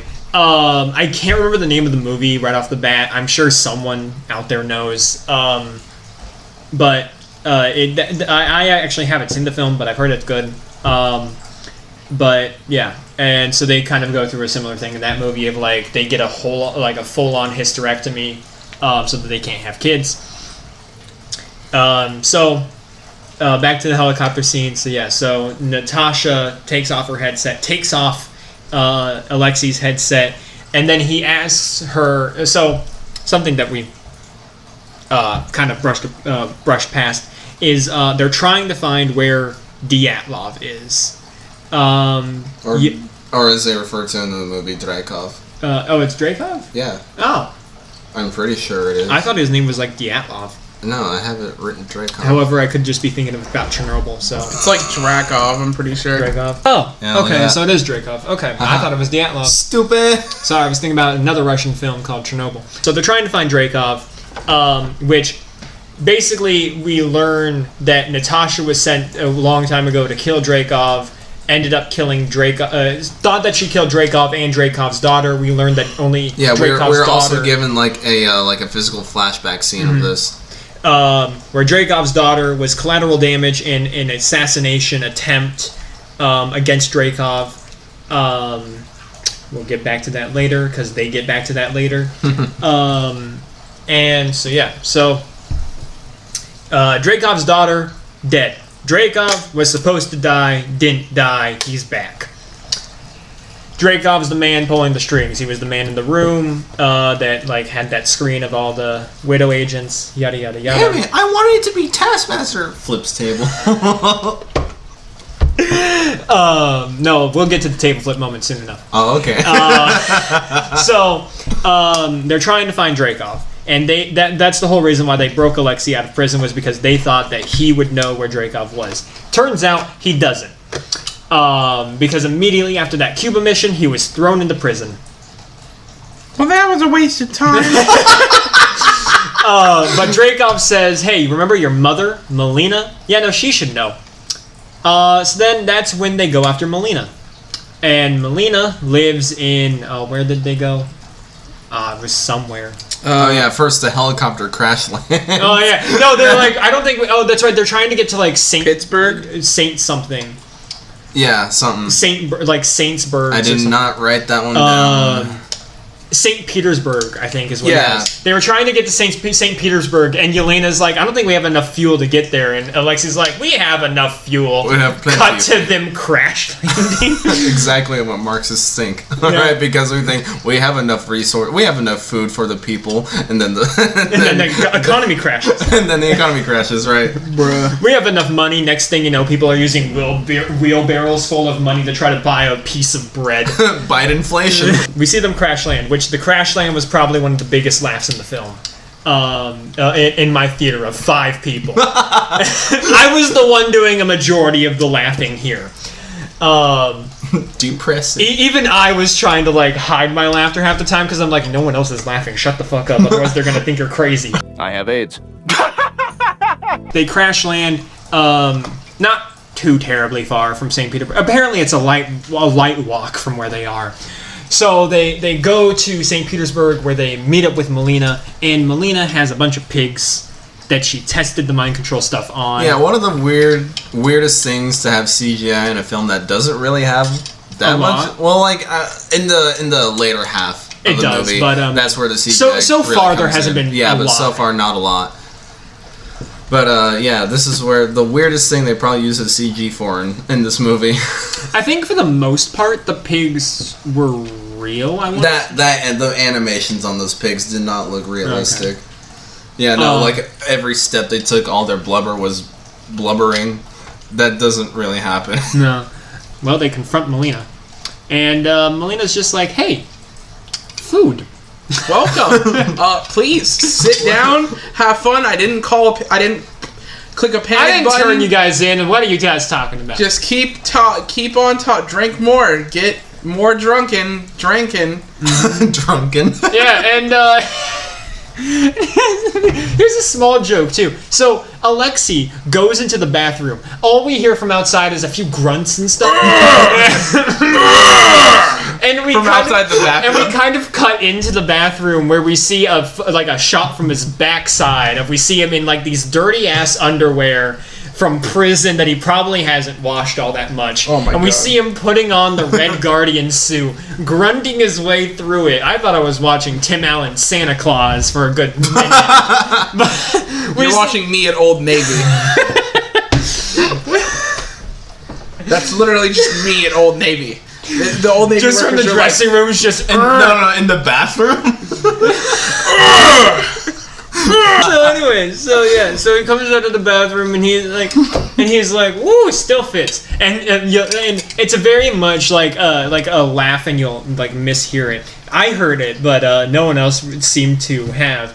But Melina, as he's walking to the table, she says, "I didn't wash that a day." Oh yeah, And I'm just like, that's fucking gross. Yeah. I thought. I was like, oh. I was like, Yeah. the smell that must be emitting, plus the vodka. Plus, like, okay, here's another slight thing about his Karl Marxism, because Marx explained in The Devil and Karl Marx, not his own book. That'd be funny though. But no, that guy never took a shower, never took a bath, he never bathed at all. He had boils on his penis.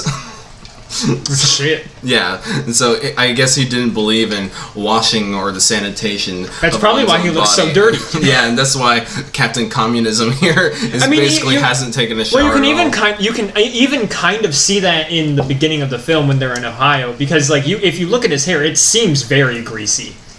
Yeah, Like he really does seem like a mess, and I thought that was just for him coming home from like a long day of work or something, or because of the stress of them having to like go on that adventure. Stress sweat, yeah. Yeah, like so I thought it was like a stress thing, but now that you're mentioning all this, I'm just like, yeah, no, that makes sense. Even early on in the film, of like him having the greasy hair, him looking disgusting, him wanting to bang, wanting to bang his wife with his boiled pee-pee. and then he like, studded condom, but I didn't buy the studded version. They've done studies, 60% of the time, it works every time. That doesn't make sense. Should I go into the Red Guardian now? Yeah. Okay, so the Red Guardian. We've been here for a while. Yeah. He's been on our screen for a while. But what is the Red Guardian? The Red in the Guardian. Comic books? In the I'll comics, take a nap. in the comics and in the movie, he is very much just the Russian Captain America. That is because Captain America, the Super Soldier Serum, that was made World War II. Yeah. That was World War II. With the whole late 30s or early 40s. Germany getting control, with Hydra working with the Nazis, all that stuff. I really thought he would be called Bliat Man. And so basically, what is implied with how the Red Guardian came around is very much how like America during the Vietnam War was retesting the Super Soldier serum with the black soldiers. Yeah, I thought you were talking about real life. No. Sorry.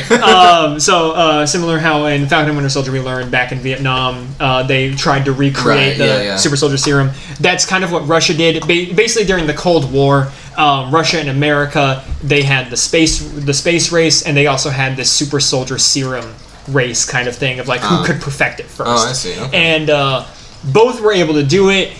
Some more successful than others. Obviously, Captain America is like the prime example of how it works. Yeah.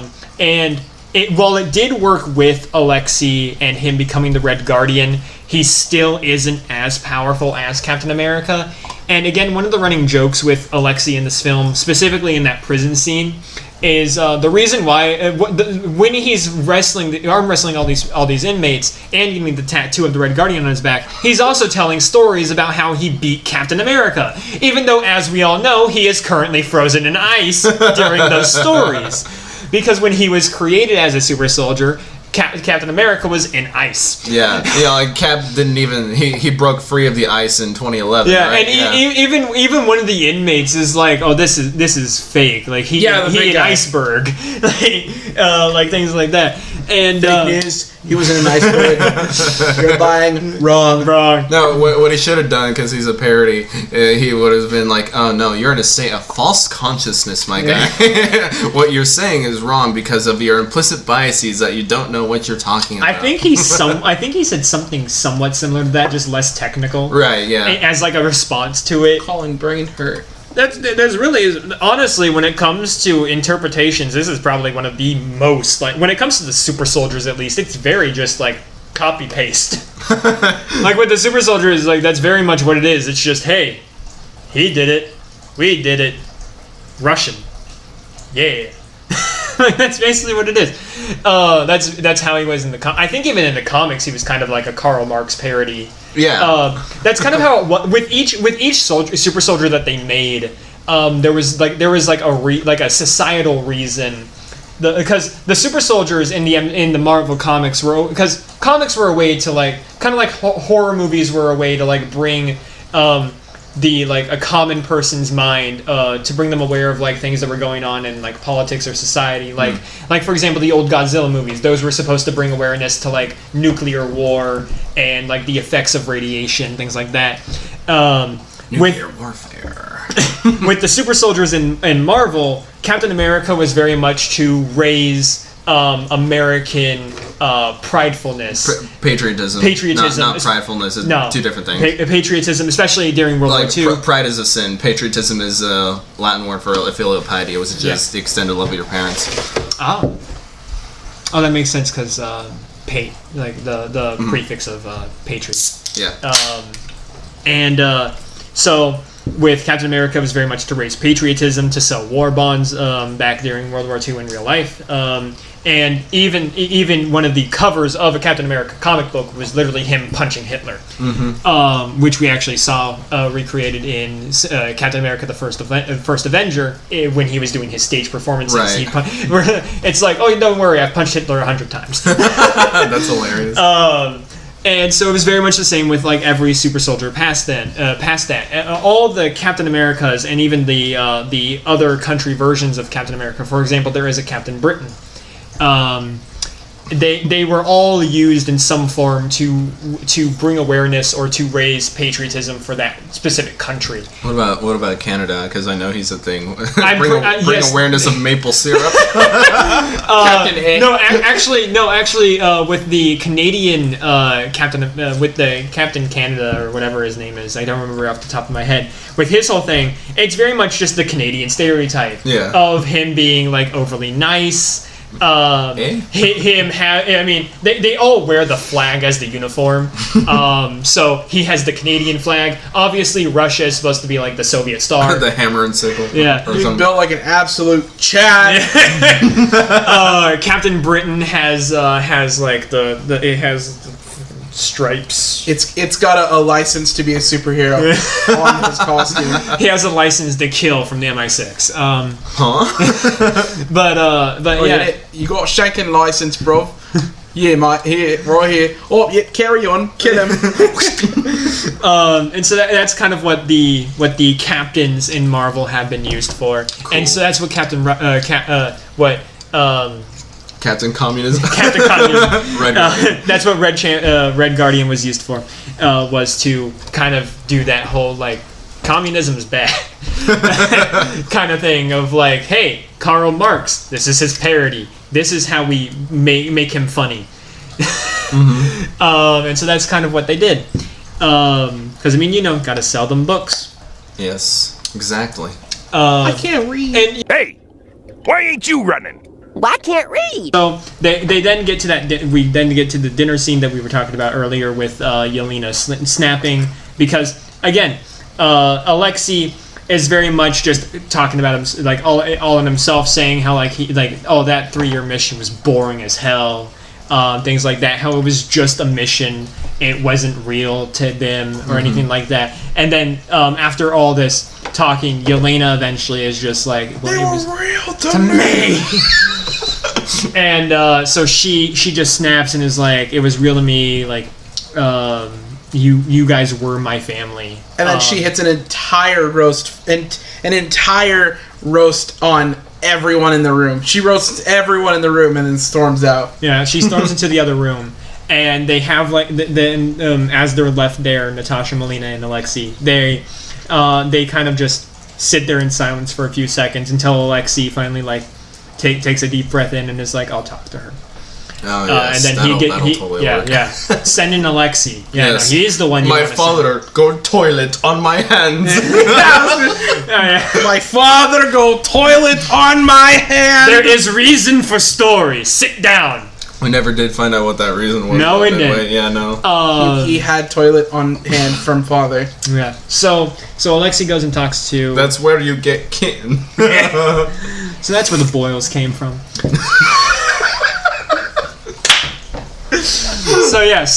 So Alexei goes and talks to Yelena with Natasha and Melina left to sit in silence at the dinner table. Here's where they kind of divulge. We'll start with who should we start with? Yelena Alexei first. Alexei. Yeah. Okay. Let's do those two first. So Yelena and Alexei start talking, and Yelena's like, I came in here because I didn't want anybody to be with me, and he's like, listen, father, go pee on my head. I am out with friend and father. Ice fishing is cold even for Russia. I go after fish, hand get cold in this weather. Frostbite set in. What's the point of the story? Hold on, I'm getting there. Father, go toilet on hands. There is point to story. And then after not getting to her through the story, he eventually just gives up and then starts singing her song. And then that's a plot. My American pie. From the Chevy to the levee, but the levee was dry. All I remember is the Weird Al parody of that for the prequel. Drinking whiskey and rice, singing this'll be the day that I die. Singing this'll be the day that I die. And then musical number. And then bright light. But before we get to that, The reason for the bright light. the reason for bright light, Melina and Natasha talk. Wow. Natasha's like, you're going to tell me where the red room is. It's not going to work. I'm going to kill him. Yeah, it's not going to work. I'm going to go kill him. They're on their way. I called them right when you got here. I called them. Yeah, fuck you. Oh yeah, should we talk about the pig scene? We brushed over that. Should we talk about that? I think the only thing about the pigs we should talk about is the one pig. Yeah, no, that's what I'm talking about. The pig named Alexei. Yeah, the pig named after Alexei, and she's like, "Can't you see the resemblance?" I can. No, okay. So basically, the whole point of the pig is so the mind control experiments were first done on the pigs to at least get the method of it down. This is also when Yelena's like, that was me, that like I was the one that like I'm a result of what you created, things like that. And it's very much Melina's basically arc, like mini arc in this film is that she has to come with terms of basically like seeing what she's created and the bad that it's done. Because I mean, even though it was fake, Melina and Alexei do care about them.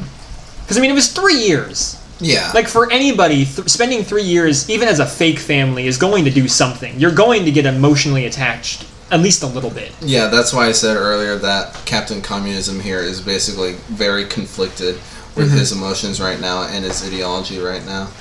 Which is why, that's why I think he tried to be a better man by actually going and talking to Yelena. It's a little fucked up, too, with this scene, because, so she calls the pig in. It opens the door. It actually opens the door. Yeah, it stands up, takes its hooves off. No. It opens the door. It wipes its feet. Walks in, and she's like, okay, look. So, yeah, that pig just opened the door. So check this out. So she says, stop breathing. And then she turns off its ability to breathe on this little tablet thing. And then she goes into a long, this whole speech about what she's worked on and all that, and she really takes her time with it. Yeah. And the only one in the room that really seems to care about the pig dying is Natasha, and she's like, are you gonna kill that pig? And she's like, oh, he would have been fine. He had 7 more seconds. He had 11. I've done this before. Yeah. And then the pig just gets back up. She doesn't seem to care at all during her speech that the pig is just dying. Like, it literally stops breathing and then falls over. Like, she's had to have at least once rehearsed that. Right. Yeah, during to get the timing. Well, like during the rehearsal. Yeah, but the pig dies mid-speech. Ah, shit, I gotta cut that short. God damn it. Give me another Alexi. Can I get another Alexi? We're out. Can I use the real one? Just hits him with the mind control shit. Yeah, but no, there's something profound about that scene, actually. About the whole mind control stuff. Because, like, that's basically the same technology that Dreykov uses with the Widows, right? Mm-hmm. So, basically, this whole element of mind control stuff, it basically severs the being with their own instinctual nature, right? Yeah. I think it takes their consciousness and just like takes it out of their free will. Like you're no longer conscious of your free will, so your body does things, but your conscious is still there, so you're still seeing what you're doing. Just you don't have any choice. And also, it kind of strips them of their own nature, right? Because like even though with the humans and the widow stuff is artificial by stripping away their like hysterectomies, like their forced hysterectomy, right? It just took away that natural element to what made them human. Mm-hmm. And what this does actually with the pigs right here, because pigs are animals. Their nature is to eat, fuck, shit, and then die. That's basically all that an animal does. Get thrown into a bick and that. That's all that an animal does. To be fair, animals can feel emotions, but as soon as you die, your animal's gonna eat you. Yeah. Exactly. Because that's just how they instinctually work. And what Melina did with the mind control stuff, it basically gave them human attributes, as in like having faculties of reason, like opening the door, and then like also severing their tie of natural death, or like oxygen rather. Actually. Oh yeah, like it's severing their instinct to like not commit, die. Right. Yeah. Not commit, air not reach lung. Right. Because I mean, technically, we all have a 2-minute lifespan. It's just we reset that every time we breathe. All right, let's practice that now. The recording's still happening as our dead bodies lay here. It just records until it dies. That's the whole pig stuff. Now, Mind control stuff. Yeah, getting back to Melina and Natasha. Their whole talk is basically Melina's like, how did you keep your heart? Like, how was that the one thing they didn't take away? And Natasha's like, Barton. That's literally the end of the conversation. Yeah, that and Dreykov's daughter, you know? So then it cuts to where's the antidote? So yeah, then it cuts. So then cutting back to that bright light with Alexei and Yelena, we get a dart, and then he just pulls it out, looks at it, throws it on the ground, and he's just like, "They think that can stop me?" Boom, boom, boom, boom, boom, boom, boom, boom, boom. It's funny because he gets up and he puts on the helmet and he's like, "Get down!" Like he's gonna have a superhero moment, and then he stands up. And a dart comes through the window, hits him square in the chest. He's like, they think that's really going to stop me? And he just fucking falls over. No, it's great. It's funny as well because, like, the darts, they're CGI darts, but they're, like, the most poorly rendered thing in this movie. They just look... It just looks goofy when he falls. It literally looks like a fucking cartoon when that happens. It does. And here's the thing. I don't know if this was like a mistake or something, but if you look closely behind Yelena, next to the door, like where the door is connected to the wall, right next to that is one of the darts just in the wall. Oh, really? Yeah. I noticed that and I was just like, is that a mistake or did like one of the people miss and there's just a dart in the wall? That's probably what it is. That's hilarious. Yeah, no, that's what I'm thinking it was too. Like maybe they tried to like, I think I might have just like blinked and missed them trying to shoot Yelena and she like dodged out of the way or something. Would have been funny if there was like a dartboard on the wall and it just hit bullseye. It hit a bullseye. So it was just like, yeah. You said aim for the red star.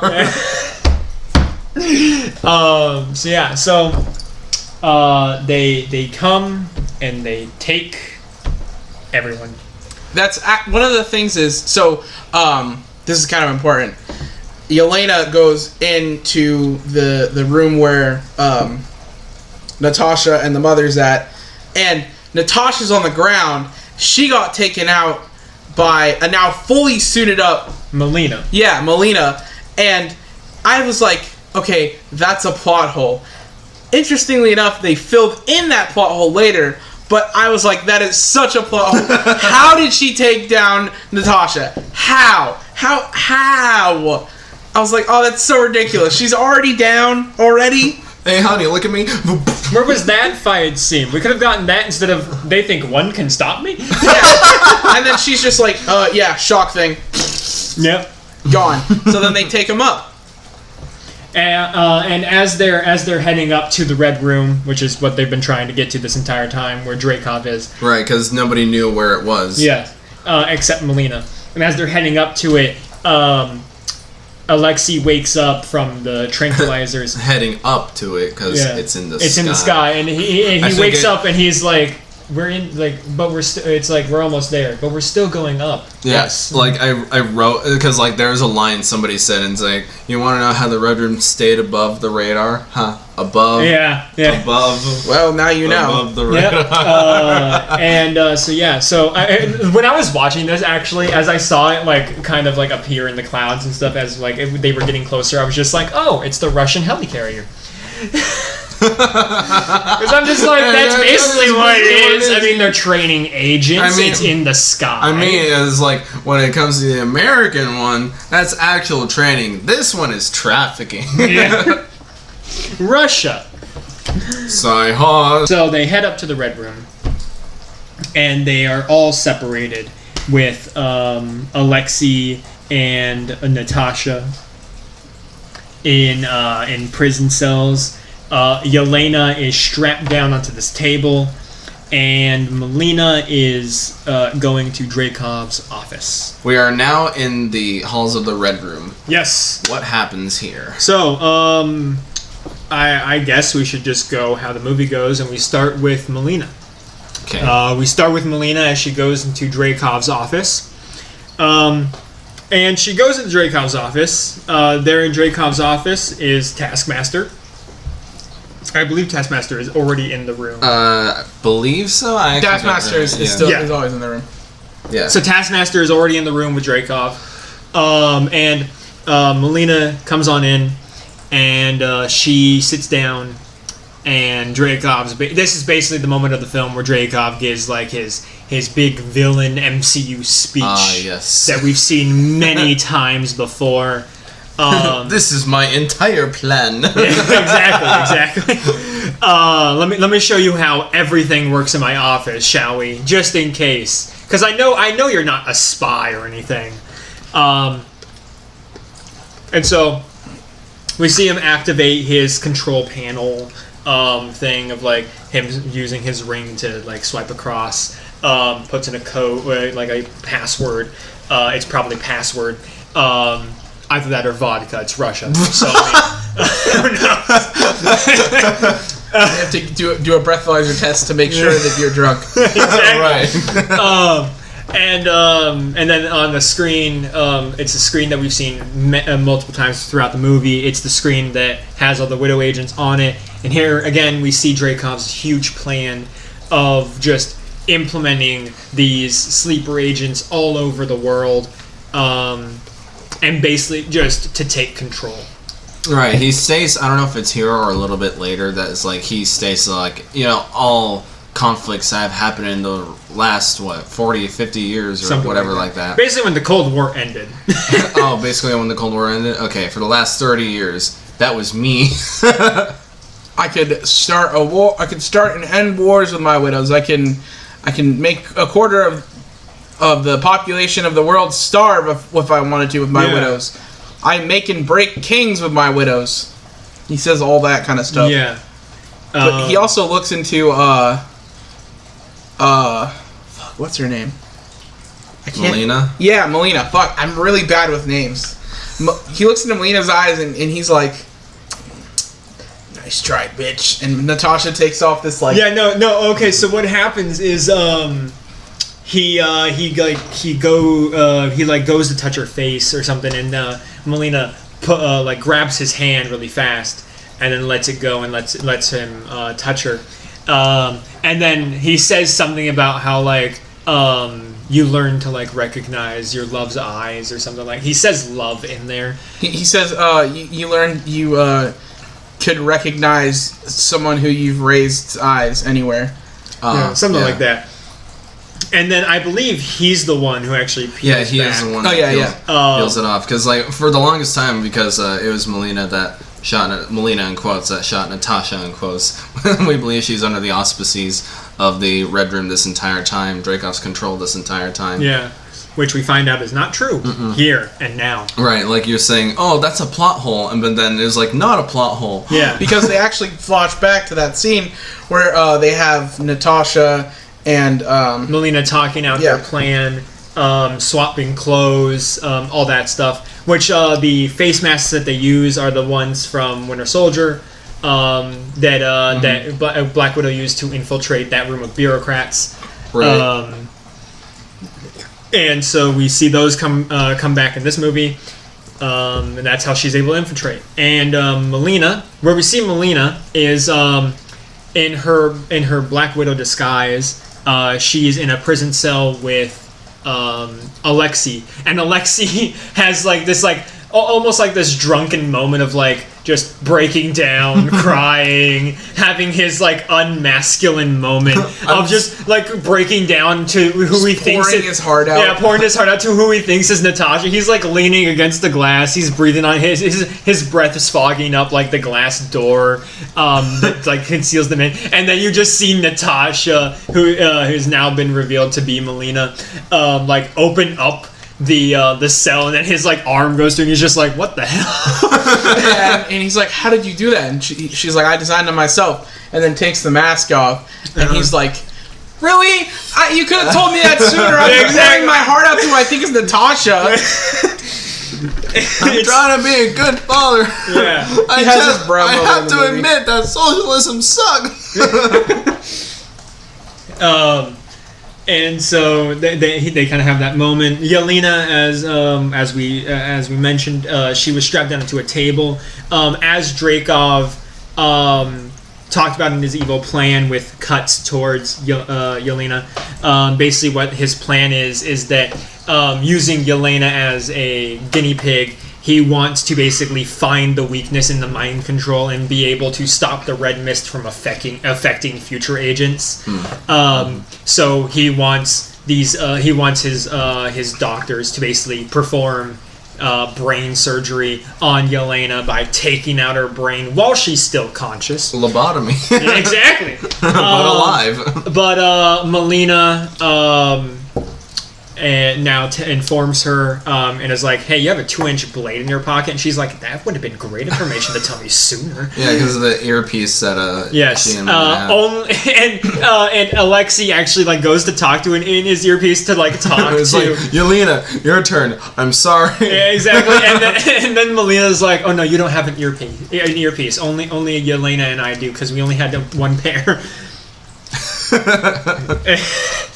So yeah, so now we have Natasha in Dreykov's office, Melina and Alexei in the cell room, and Yelena just escaped out of the restraints that she was in and knocked out the doctors. Right. So with Natasha inside the office with Dreykov, what exactly are the other three doing right now? I believe Alexei is just staying around the like cell area. Yeah, they're both staying there and like. Well, Melina goes off to do her part of the mission that she talked about with Natasha of like turning off like the base's defenses or something like that. I thought she was going to the widows to free them. Oh, that's right. That's what she was doing. Well, I thought that was the change of plan that Melina told Yelena to do. I think so.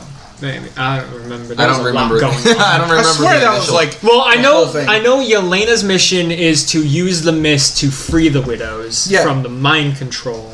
I believe Melina is trying to get everyone off, or like find a way to distract Dreykov by making him shift his focus away from Natasha.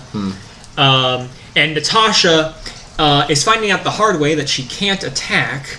Actually, before that, so after all that, it cuts back to Natasha in the office, and Dreykov is like, surprise! He has he has Taskmaster open up the mask to reveal that it's some woman, and we have no idea who she is, except she has a big burn mark on her face. Surprise! It's his daughter. So here's the thing. So as we mentioned earlier, Dreykov's daughter was collateral damage, and we thought she was dead. Turns out she was just Taskmaster. Now, remember earlier how I said I had some major issues? Here are the major issues. And I'm just gonna say it right now. This twist fucking sucks. Okay? Look, in the context of huge. in the context of the story that they are going with for Black Widow, it makes sense. I can see how this can somewhat make sense in some weird comic book movie way. Of somehow Dreykov's daughter survived the explosion. Okay, cool. Comic book movie logic. I'll buy it. But the fact that it had to be Taskmaster. Because, again, Taskmaster... Look, I can look past them gender-bending Taskmaster. They've gender-bent characters in the past. It's a new take on the character. Cool. Yeah, I get that. I don't care if it's a woman or a man, as long as they keep the powers the same. Right? But no. First of all, they gotta put a fucking chip in her. Second of all, I don't know what kind of Darth Vader type suit this shit is that's trying to like keep her alive or whatever. It actually just seals as a rebreather. It's not. It doesn't actually keep her alive. Okay. Because Natasha knocks the helmet off and she's perfectly fine. Okay. Because the helmet can come off. Yeah. Okay. Good. Brian hates a little less. It just seals the air in so that she can like not be hit by the red mist. Yeah. That makes sense. But no, oh my god, no! I hate it. I hate it. Well, what exactly is it? Because it's the fact that first of all, Dreykov's daughter should be fucking dead because she was in the middle of the building when it fucking exploded. But all she got was a Zuko. All she got was just half a burned face. And I mean, not gonna lie, her face is pretty crispy. Yeah. She got burnt, but okay, I can buy that she survived, but unless that suit is an exoskeleton that is keeping her alive by all means RoboCop style, she should not be that well healed. I mean, she could get a bunch of skin grafts. I mean, yeah. And she could just be covered in skin grafts, and the only part of her face... That is true, but even then, you have to think about all the physical injuries that she would have taken, like broken bones and stuff from the crumbling building. Yeah.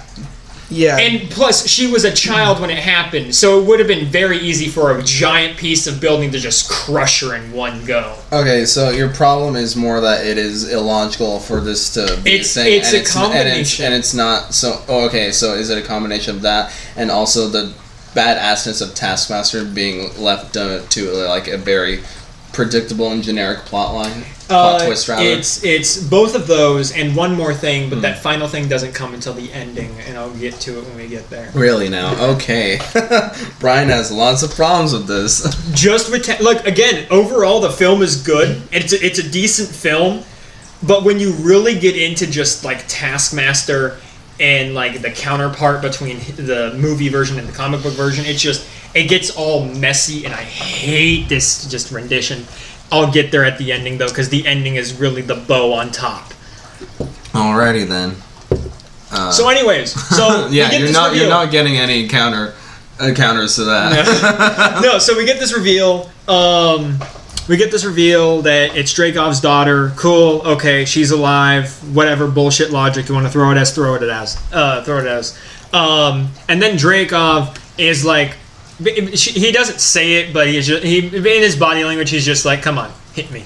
Try and hit me. Come on. Well, no. So what he does is he sends Taskmaster out. He's like, go and find the others and take them out. Mm-hmm. Go and take out Alexei and Melina. And so he leaves. She leaves. Excuse me. She leaves, and then Black Widow's like, "Oh, you're stupid. I can just kill you now. Like you shouldn't have sent the only thing out to prevent me from killing you."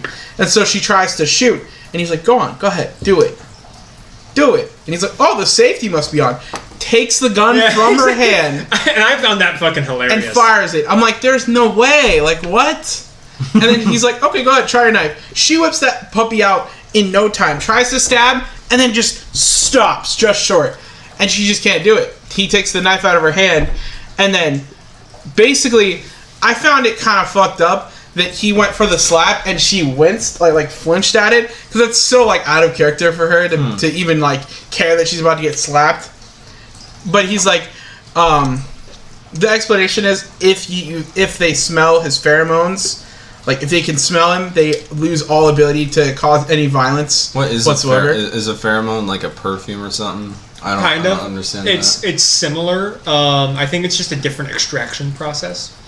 Extraction of what? Whatever the smell is. So it's basically your smell specifically type thing. Kind of. Your scent? Yeah. That's weird. It's all. If you can smell me, you can attack. I mean, a pheromone is usually something that you just like excrete naturally. Yeah. While like perfume is artificial. So, yeah. Okay. I just didn't know what that was. So then he goes and he slaps her.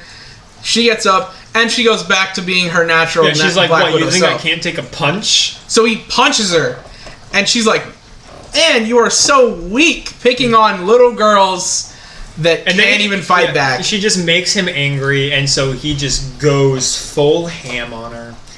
So what I was very confused at that moment, because like every time she got hit, which is very powerful hit because upper body strength. Yeah. But why was she smiling? I didn't quite understand that. It's because she's trying to get her nose broken.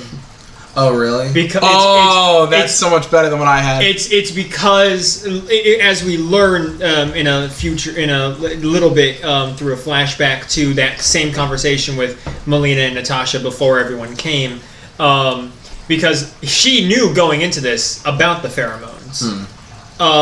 She was just acting her way through it as to not raise suspicion toward that she would know from by Dreykov's perspective. Oh, so she was trying to confuse Dreykov to what? Yeah, and try to like weaken her nose as much as possible so that she could eventually break it, so that she could sever that nerve, so that her sense of smell no longer works. My take on it was that he hit her, and then she got up, and she was because she looked perfectly fine. Usually, sometimes you get punched in the face, and you start bleeding out of your mouth, at the very least, because, your lips hit your teeth, etc.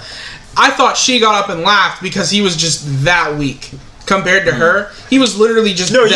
You can tell that they're powerful punches just by the amount of force he's putting into it. And the fact that she unless she's really hamming up her performance. I bet that's what I was thinking. I was like, oh, well, she's just laughing because it's funny how this weak guy needs all these control things and all, just to even have a conversation with someone type thing. I thought that's what that was. But your explanation makes 10 times more sense. Yeah. So as we mentioned, because they use the scientific term of olfactory, that just means your nose. Yeah.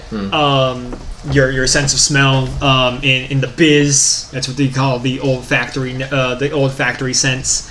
And so as Dreykov and Natasha are like duking it out, Dreykov's like, what are you trying to get at? And she eventually says, I'm trying to sever the nerve. Well, what she does is she slams her head, and he's she does that after she says it. She says, I'm trying to sever the nerve, and then she smashes her head into the table to break the nose, fully, and sever that nerve to disable her sense of smell. And you can then see she goes for it. There's immediate blood all over her face, compared to what Dreykov was doing, she just slams her head and bam, just like that. So Dreykov reaches for this panel, activates the widows to come to him, and then she punches the shit out of him. Oh yeah, no, she's basically just Gru and Despicable Me. She's like, my dude. During this time, Melina also completes her part of the mission of disabling something or something like that to bring Dreykov's attention to it. She disables the engines. Yeah, she then makes an escape, and then she gets trapped on this catwalk above one of the engines, and she has one of the guns, one of the like grenade launchers that one of the soldiers had on the base, and they're like, "Stop! Like, don't fire the gun," or something like that. They're like, "She's got a gun," and so she fires it up into the air, exploding and destroying the above compartments, then sending rubble falling into the engine below. I thought that was going to be a sacrifice scene. I did too, and then she's just like, "Nope, zip line my way out of here." That was smart. I was like, yeah, no, I thought she was just going to kill herself right then and there, like, you know, with the explosions and all that. I did too, but then I was thinking about it, and I was like, you know, if this was a sacrifice, A, it'd be a lot more meaningful, and 2, the music would have changed. Yeah, that too. That too. No, like, because the scene that they do after she blows up the engine, she's basically like walking alongside the camera saying, "Oh yeah, I accidentally blew up the engine." Yeah, basically. We're gonna be doing a controlled crash, so everyone get ready to get the fuck out of here. Yeah. 20 million explosions later throughout the entire facility. Basically. Yeah, that is ridiculous. Yeah, It I was really like, is. that's such a plot hole. What are they? I was they like, have even the gas running helicarrier didn't blow up this much. Yeah, it's like explosions left, right. I'm just like, how does one grenade cause all this? Like, Jesus Christ. And then we during all this we also see we see Yelena trying to get back to where the widows were training earlier in our walkthrough of the Red Room, seeing now that the room is empty as they have come to Dreykov's aid. She then takes the vials. It's really cool. She takes a flashbang out of the room, takes the vials and wraps it around the flashbang. Because Dreykov, as he left after being beaten up by Natasha, as the widows come to his aid, he walks past them and he says, "Kill her, but make her suffer," things like that.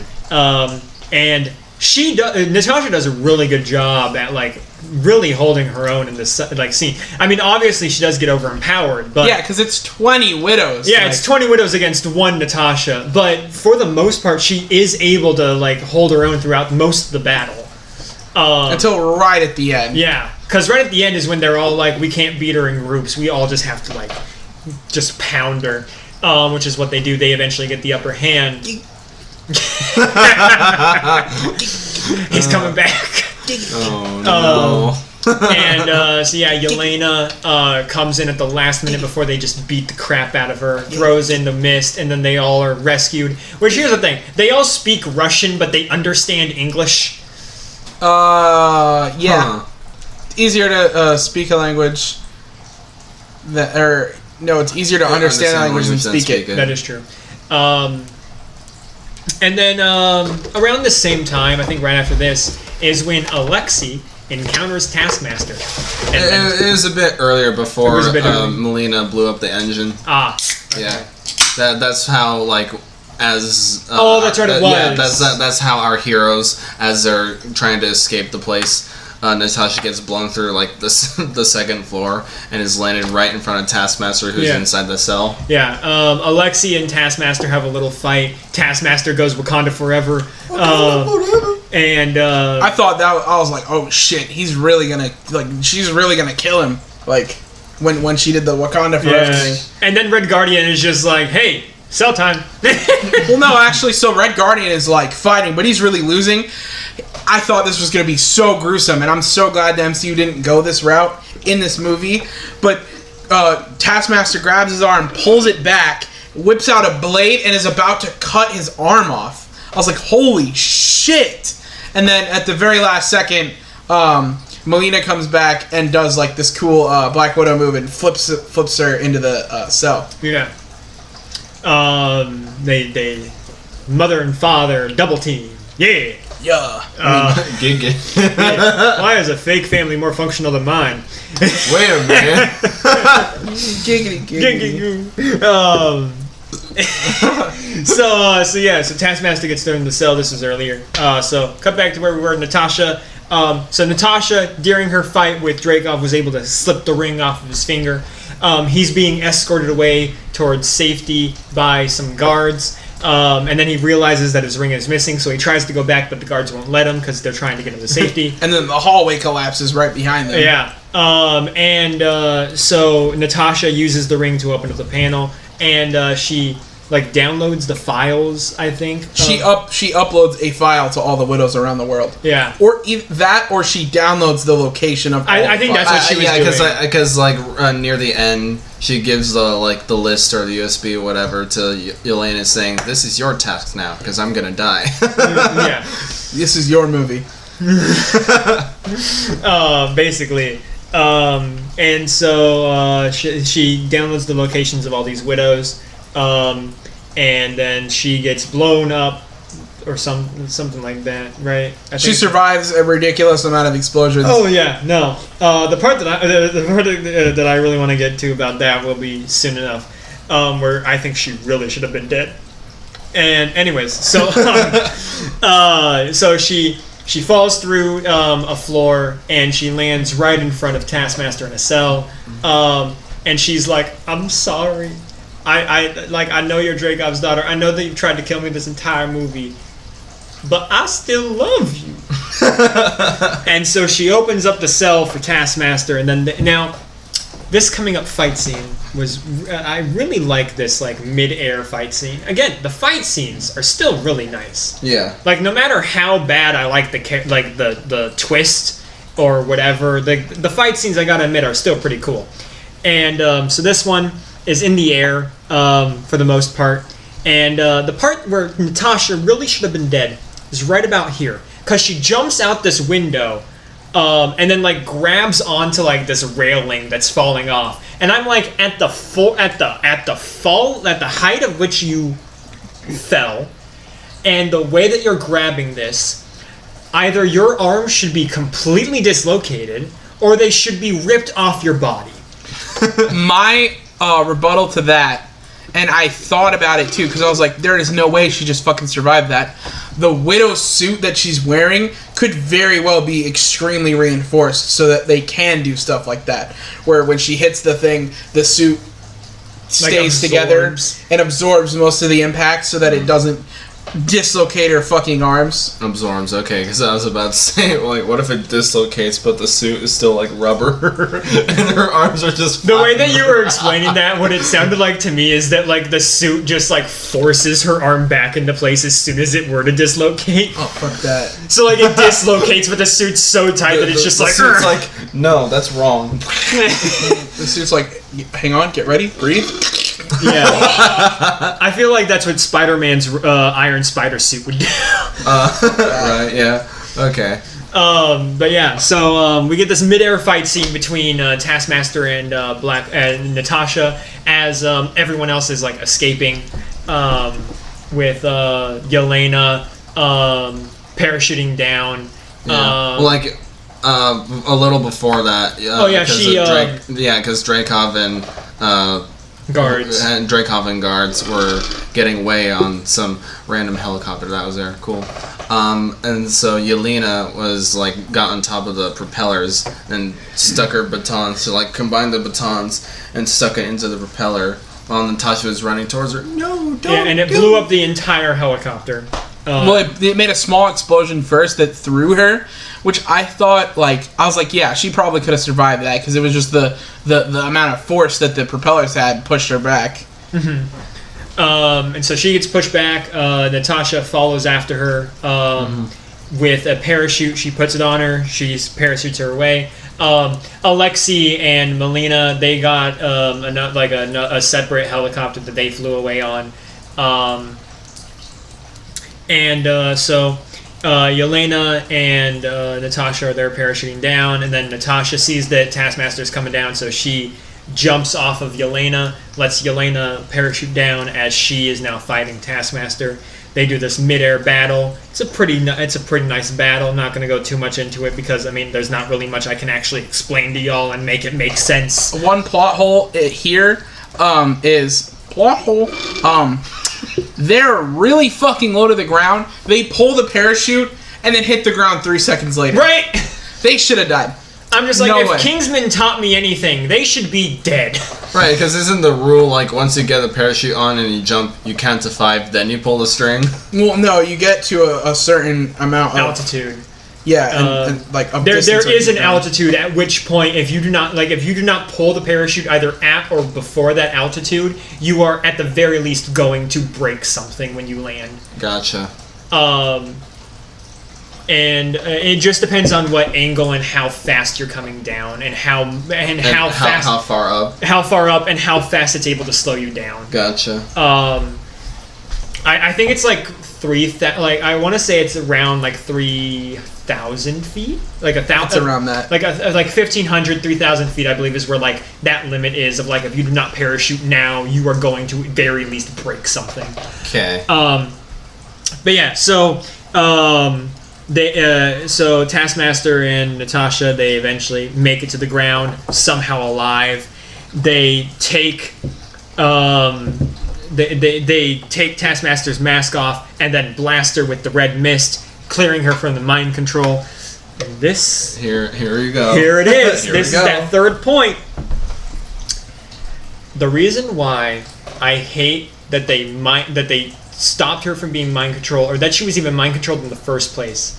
The reason why I hate that, because I would have been fine if they would have either killed her or sent her to prison. The reason why I'm not okay with this is because this basically stops all chances of there ever being a Taskmaster again in the MCU. There you go. Unless some other character comes along and is like, I have photographic memory too. And then they become like Taskmaster 2. Variant. And they become like a Taskmaster like 2.0 or something, then we're not gonna get another Taskmaster in the MCU. And I just hate that Taskmaster was this one-shot villain. Because Taskmaster, I'm gonna go into some more comic book history for you. Not as much as I did earlier, but just a little bit more. Taskmaster in the MCU is able to copy anyone and everyone except for one person. And that one person is a little guy by the name of Deadpool. The reason why he's not able to copy Deadpool is because Deadpool is too random and has no pattern for him to copy. Because Deadpool is literally able to break the fourth wall. And here's another thing about Taskmaster. Taskmaster is technically a Spider-Man villain. Oh, really? A Spider-Man / Deadpool villain. Okay. And the reason why is because he's able to beat Spider-Man's ass. And Deadpool usually has to come around and save him. I see. Because in the comics, Spider-Man and Deadpool have a really cool relationship. I mean, I'm sure you've seen like Spidey Pool at least somewhere before. To see Taskmaster wasted like this as a one-shot villain with a mediocre twist, it feels almost disgraceful towards the character. I see. At least in my opinion. I mean, obviously, I do have a bit of a bias since it is one of my favorite Marvel villains. And then seeing as like you're one of the few people in this room that have actually read the comics. That have read the comics. I've seen almost every animated show that there is that Marvel has ever produced. I know these characters inside and out. Yeah, I felt like there was a somewhat similar angst towards Ghost when she's an Iron Man villain, right? In the comics. I believe she is closer to an Iron Man villain in the comics. See, with Ghost in Ant-Man and Wasp, I didn't have... See, the thing about Ghost is that they, like, keep her as a possibility. They like, her arc is very much real and believable. With Taskmaster's arc, it's literally don't talk, don't talk, don't talk. Twist happens, don't talk.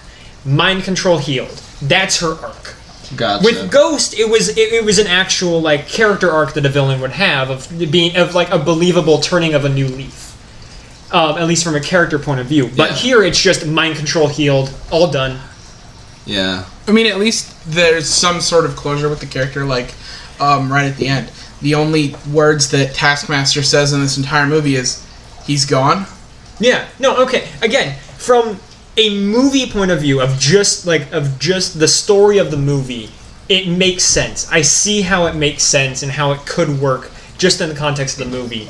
But when you're a comic book fan like me, who like just knows these characters inside and out, to see this happen to not just one of my favorites, but a semi-popular Marvel villain, to see him just turned into this. I mean, hell, the Marvel Avengers video game that was so mediocre, everyone was like, meh. They did a better Taskmaster than this film. Oh no. At least he was a formidable foe, and you fought him as Black Widow. They did a better interpretation of this movie than this movie. And the fact that Taskmaster lost that last fight was kind of ridiculous, because Black Widow was completely outmatched in the first fight. Natasha fighting Taskmaster in the very first fight, completely outmatched. Even Red Guardian, who's a super soldier ish, because he's fat now. Even a super soldier couldn't really keep up at all with the strength and the skill, the agility. Yeah. And again, the copy ability. Yeah, the copy ability. And again, here's the thing: if they would have gone full out with the copying ability, and if they would have even gone full out with the suit, there would have been two superheroes that Taskmaster could have easily used their abilities for in that air fight. Those two superheroes that we've already seen canonically set up in the MCU by this point were Spider-Man and Iron Man. They could have easily put a jetpack on her to simulate Iron Man's flying, or they could have easily given her some form of either sticky gloves or something to replicate a web shooter. Falcon. 3. Or Falcon. They could have found a way to recreate the Falcon technology. So three heroes that they could have copied the ability for Taskmaster, and they didn't. This is another thing that goes towards the whole, they didn't really utilize the copying ability that much in this movie. Yeah. And it really shows that they could have done way more. Taskmaster could have been way more fearful than he was in this film. Yeah. I think there's a certain fear aspect before the plot twist of him being the speakless sentinel, basically. Yeah. There's a somewhat badass element to that, but then the plot twist happened. Exactly. Yeah. Now, you guys see where I'm coming from. I do, right? yeah. It also shows a level of how inhuman Dreykov is, to have his daughter turned into a fucking hunting machine for him. Mm-hmm. It's a little fucked up. It is. Yeah. Even if it helps her survive, the mind control aspect doesn't. You've been saying, in the context of the movie, it all makes sense, except for the last part. No, okay, so here's the thing about that. The reason why I don't... So, when it comes down to it, the one thing that I truly don't understand is why she had to be mind-controlled. Because here's the thing. Dreykov knew that Natasha was the one who blew up the building. Yeah. So, because she was already a child, when she was saved, you wouldn't really need mind control to make her go, oh, Natasha's bad, let me kill her. And it would have been cool to have, mind control be part of how she's alive. Say, for example, she's basically lost most of her will to live. So the she mind dies control, from sadness. She can breathe because she's mind controlled to breathe. Just like how with the pig, you can command it to not breathe. She can now breathe, she can now move because of the mind control, but she doesn't actually have the willpower to move or breathe because it hurts so much. Yeah. That would be a cool way to incorporate that and incorporate the mind control, and then when you turn it off, she kind of just dies from sadness. Yeah, I think the big problem here is that this film introduced the mind control element to the entire plot. Because if they had taken out all the mind control stuff, all the antidote stuff, what have you, there'd be a better and a deeper, more thoughtful connection, during that small scene between Natasha and Taskmaster through the cell windows, I'm sorry, please just reason with me. Yeah, because by having the mind control be a part of Taskmaster's whole thing, basically it goes from what could have been, hey, I want revenge, to now I'm forced to kill you because they say so. Yeah. And they could have even had the Terminator aspect turned off when Natasha went to that computer. Well, I mean, the mind control type thing. Yeah, I know what you're referencing because it's dumb.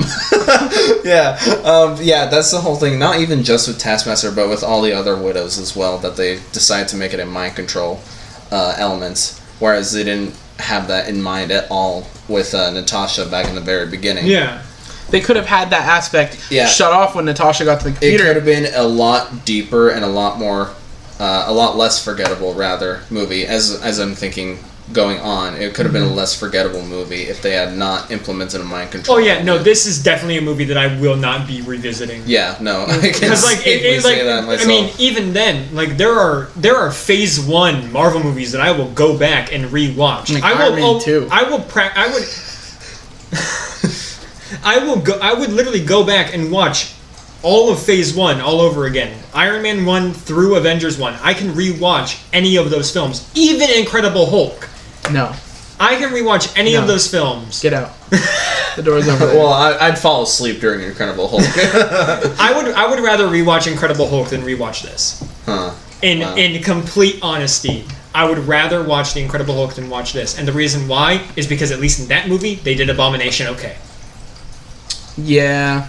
In this, mind control go burr. So Mind here control comes go burr. a ton of plot holes, in my opinion. Okay. Yeah. So Taskmaster gets the antidote and they reunite. All of them. So Natasha finds Yelena, finds her, makes sure she's okay. They crack a joke, they laugh, and then the parents come in and they reunite and they're like, oh yeah, we did it, blah this, blah that, and the what's the agent's name? I cannot remember his name. Agent Ross? Ross, yeah, Yes. Agent Ross. Agent Ross comes in, a bunch of cars are driving down the road, they hear it, they see it, and Natasha's like, okay, what are we gonna do? The widows come back and they land, and so Natasha's like, okay, you guys go with them. No, we'll help you fight, No, go with them. The plot hole with this is, why doesn't she just go with them? She could just escape with them. Natasha with the widows? Yeah. Disable the tracker and then just go with them. yeah. Perhaps. Well, like, why did she have to stay behind? well, like, here's, like, okay, if I'm remembering correctly, the widows left and she just stayed there, right? Okay. Yeah. The widow's left with her family, and she just stayed there. She just stayed there, right. And then That's- it cuts to 2 yeah, weeks later. That's the weird thing, right? It's like, What happened between her and Ross? right, it's like S.H.I.E.L.D. showed up and then nothing bad happened to her? What? She beat all those S.H.I.E.L.D. people. You're telling me that she beat Yeah. all of those S.H.I.E.L.D. people.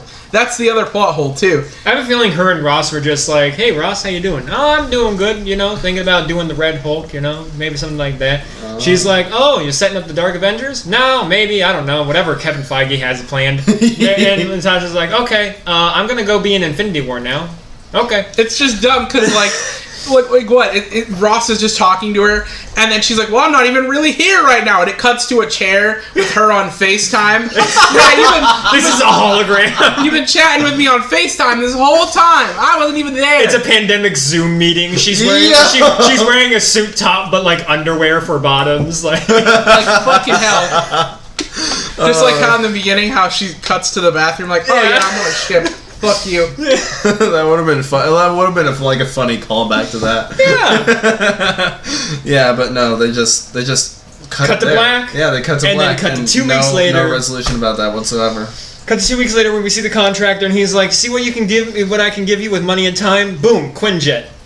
An entire futuristic Quinjet. In 2 weeks. 2 fucking weeks. He said, oh, well, see what happens when you give me time and money. You can do this in 10 weeks. Why could you get... Why is it that if I wait 1 day, you give me shit, but if I wait 14 days, you give me a fucking mansion?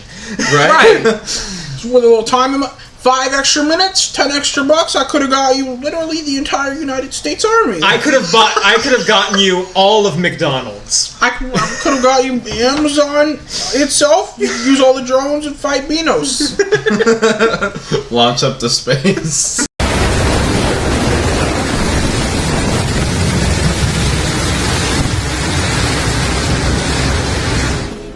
Colonel, you better take a look at this radar. What is it, son? I don't know, sir. But it looks like a giant... Oh my god, it looks like a huge...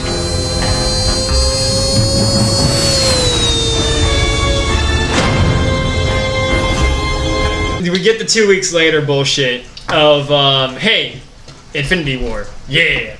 Right, because like there's like a running joke throughout the entire film. It's like Yelena has this vest with a lot of pockets, and it's very funny ? And so like I mean, I gotta. When it first came up of like, hey, that's a nice vest. Oh yeah, no, it's nice. It has pockets, many pockets. They can be used for many things. Yeah. When they did it the first time, like everyone in my theater laughed. I laughed. Like I had a good chuckle at it. But then it kind of just got annoying. And then I'm like, what is the like? They're making this vest seem important for some reason. And then like, what we the hell finally is get it? the answer. Then to we that. get the answer, and even I was like, I don't do good at remembering the past. So I was just like, wait, she had a vest in Infinity War? Yeah. And I was like, wow, Ridiculous. we really needed to know how she got that vest, didn't we? Damn, this whole movie, you guys might have thought this whole movie was about reconnecting with family and reuniting the Avengers. It was the vest. Mm-hmm. It was the vest and haircut. And the blonde hair. Because remember, Oh, yeah. like, very early in the movie, she had this box of hair dye that said blonde on it, with the CoverGirl model, with the blonde hair. She had blonde hair in Infinity War. Yeah! Yeah! Woo-hoo. And that's This is what literally you do with it. dead character. Oh yeah, another nice thing, and this is, I'm just gonna get this out of the way before we get to the end credit scene. So this movie was 2 hours and 13 minutes, and when I saw it in theater, so I went to a 6:30 showing. This movie was 2 hours and 13 minutes, including the commercials. It was exactly 2.5 hours. I got out of the movie. I got out of the auditorium, and when I turned my phone on and looked at the time, it was exactly 9 o'clock. Wow. Nice. I was like, finally, an MCU movie with OCD like me. Right, that's funny. They were able to get the time right, but not Taskmaster. Oh, fuck. I feel like this is going to be a running joke. No, okay, honestly, I am going to be... They oh my god. They were able to do Kang, but they couldn't do Taskmaster. Just hope variants. Variants. The variants. Give me that Taskmaster variant where he appears in the next Deadpool film and Deadpool just breaks the fourth wall and screws with his mind. Come on. Give me Spidey Pool. Whatever. Do you even know what we're talking about when we say variants? No. Oh, let's see. Then get Disney Plus. This is a good segue into what happens in the post-credit scene. Yes, then. it is. I will let you guys take this one because I didn't fucking watch it. Like a Riri. Yep. I'm gonna go pet my cat. Where is your cat? For this tree. Oh. So this end credit scene, it has it cuts to present day. Yeah, it's set after Endgame. It's cut to present day. It doesn't give us a timestamp or anything. How we know is Yelena is visiting Natasha's grave. Finally, someone who actually gave her a funeral.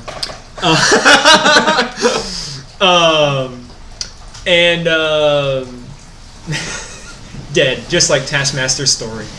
Again, I am going to milk this as much as possible because I hate it with a burning passion. So Yelena comes with a dog to Natasha's gravestone where it says daughter, sister, Avenger, Natasha Romanoff.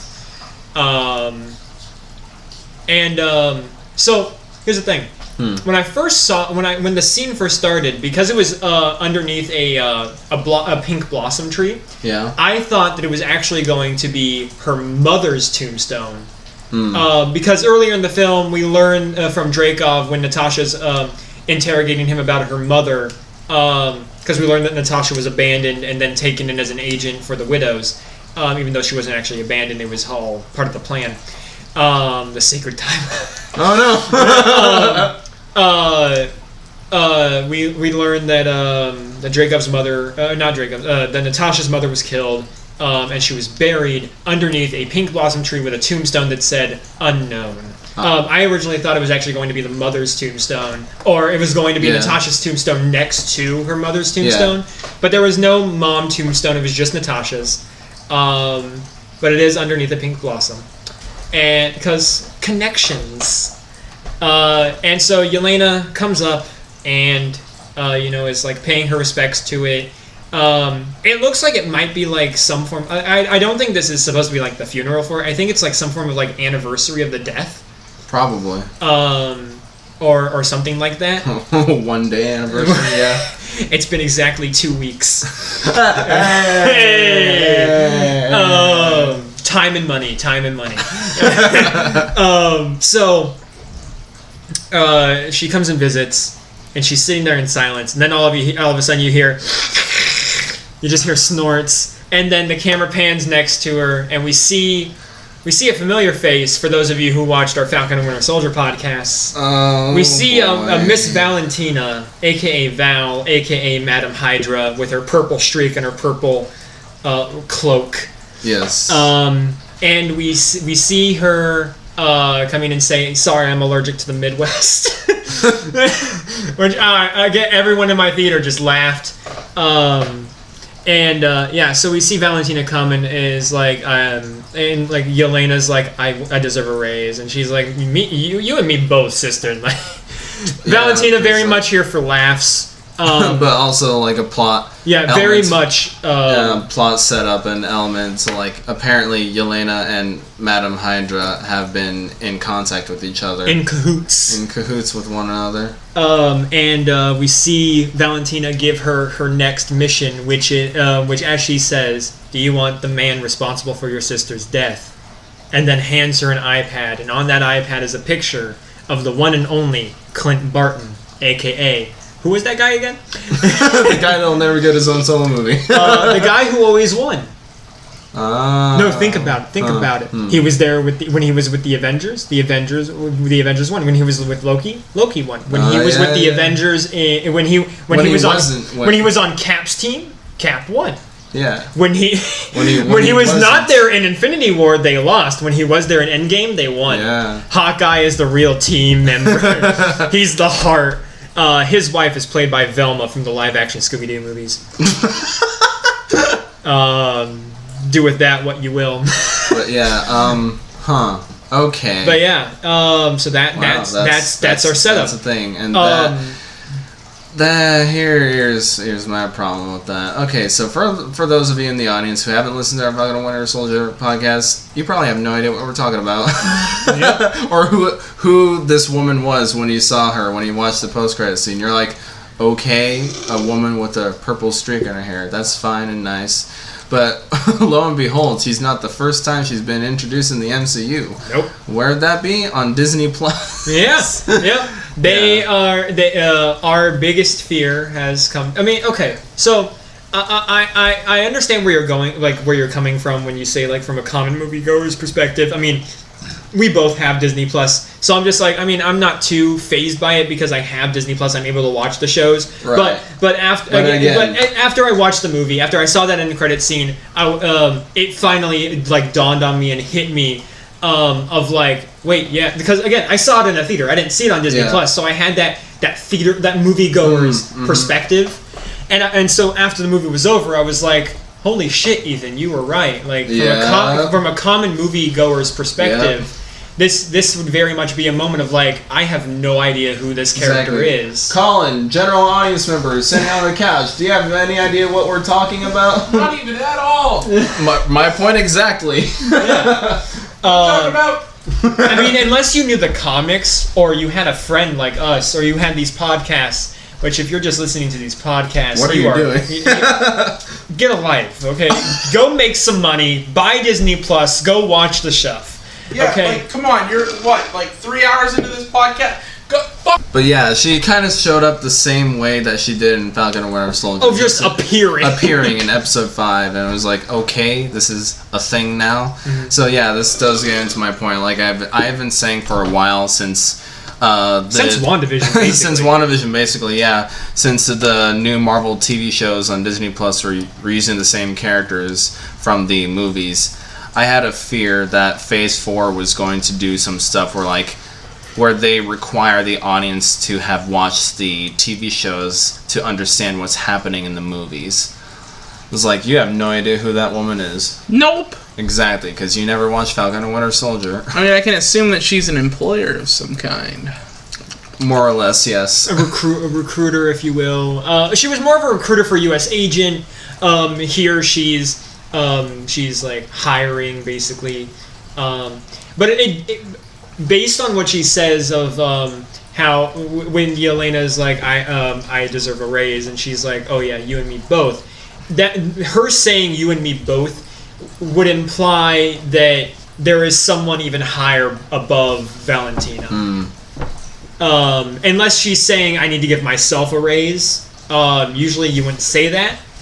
So her saying that implies that there is probably someone above Valentina. Who that may be, who knows? Now, before we get into like final thoughts, I do have a mini theory. For a while, since U.S. Agent with Valentina, the last time we saw Valentina was recruiting U.S. Agent, and back then I shared the idea that it is possible for them to set up the Dark Avengers. And here seeing Valentina appear again, this time recruiting Yelena to kill an Avenger, kind of supports that in a way. Yeah. Now, who knows? Now, could this... Now, here's the thing. We've started to see here, and at the end of Loki, of the TV shows interfering with the movies. Mm-hmm. But we never proposed the idea or even thought about what if it could also work the other way of the movies interacting with the TV shows. But it's more likely that people... It is more likely that the shows are going to interact with the movies. But... Well, not also that. It's like it's more likely that the people watching the TV shows are indeed watching the movies. It's not the other way around, because movies are more accessible than TV shows. Yes. But here's what I mean. So we see here Valentina, who first appeared in a TV show, appearing in a movie. Therefore, TV show events set up a movie, or appear in a movie. Yeah. What if we eventually will get movie events that appear in TV shows? I still think that's fine. Cause So, it's fine, yes. But then again, it could also be the same way of a common moviegoer now seeing like a sequel and not knowing what's going on because events happened in a TV show. Yeah. Even though the events were set up in a movie. So basically what I'm trying to get at is, what if this is a prelude to Hawkeye? Oh. The TV show. Oh, I see what you're getting at.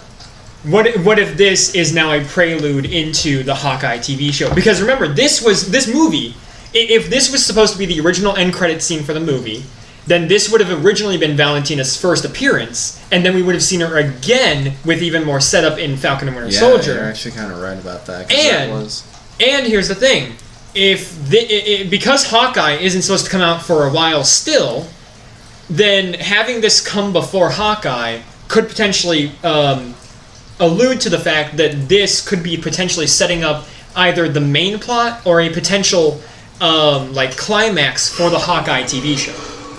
I see.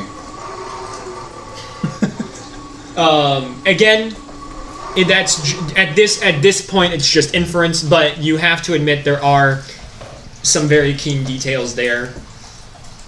Specifically in the fact that this, if again, I don't know if they did reshoots or anything during the pandemic, or added anything. But if they didn't, and this was supposed to be the actual movie that we would have gotten before if the pandemic didn't happen, then this would have been our first appearance of Valentina. I see. Okay, I see what you're getting at. Again, and I don't like it. And I don't like the direction that they're doing. Yeah, no. If they continue this way of just having the back and forth between the shows and the movies, right? Because eventually we're going to get Avengers 5. Colin is going to see that with only seeing this one and maybe a couple others, and he's going to be confused why Captain America is black and why he's fighting a variant of Kang. Yeah. Of who? Exactly. He has no idea what you're talking about. I don't know what the fuck you're talking about. Where am I? Because he's probably going to see Multiverse of Madness, and when Multiverse of Madness comes around, he's going to be like, "How did the multiverse start?" What? Because that happened in the season finale of Loki. Yep. Exactly. Loki fell in love with himself, and multiverse go boom boom. Okay, well, besides the point. All right, so now after having done this movie podcast review, what are our thoughts on it now? Bryan. Let's start with Colin. Oh, okay. I still think it's the exact same consistency as a piece of Swiss cheese, in that it has a lot of plot holes. Good, but a lot of holes. It was okay. I'm not gonna lie. 2 hours long. Didn't need to be that fucking long. Not gonna lie. These movies are getting too fucking long for me to watch. I had to pause the movie halfway and like walk away, which I can do because I had Disney Plus. You're welcome, by the way. Yeah, I might have been the bum in this group and borrowed Ethan's account. Wait a minute. Then there's me who went and saw it alone at a movie theater and was like, halfway through the movie, I was like, shit, I'm out of popcorn, but I can't get up because then I'll miss the movie. Shit. And then I ran out of soda. I'm like, well, now I have to wait for the ice to melt. So I can't get up and go get a refill. You could. Well. But yeah, other than that, I could, and then ask the two people sitting behind me, hey, what happened? Fucking hell. Alrighty then, Bryan. Oh, man. Look. As a solo movie for Black Widow, it's okay. I mean, we could have gotten another Captain Marvel. We are. Well, yeah, but at least then we'll have Monica Rambeau and the Middle Eastern chick to balance it out. Yes, exactly. To balance out Captain Marvel. But in terms of the film, it's an okay film that is just like the Marvel Avengers video game. Meh. Yeah, I agree with that one. It's the most mediocre you can get.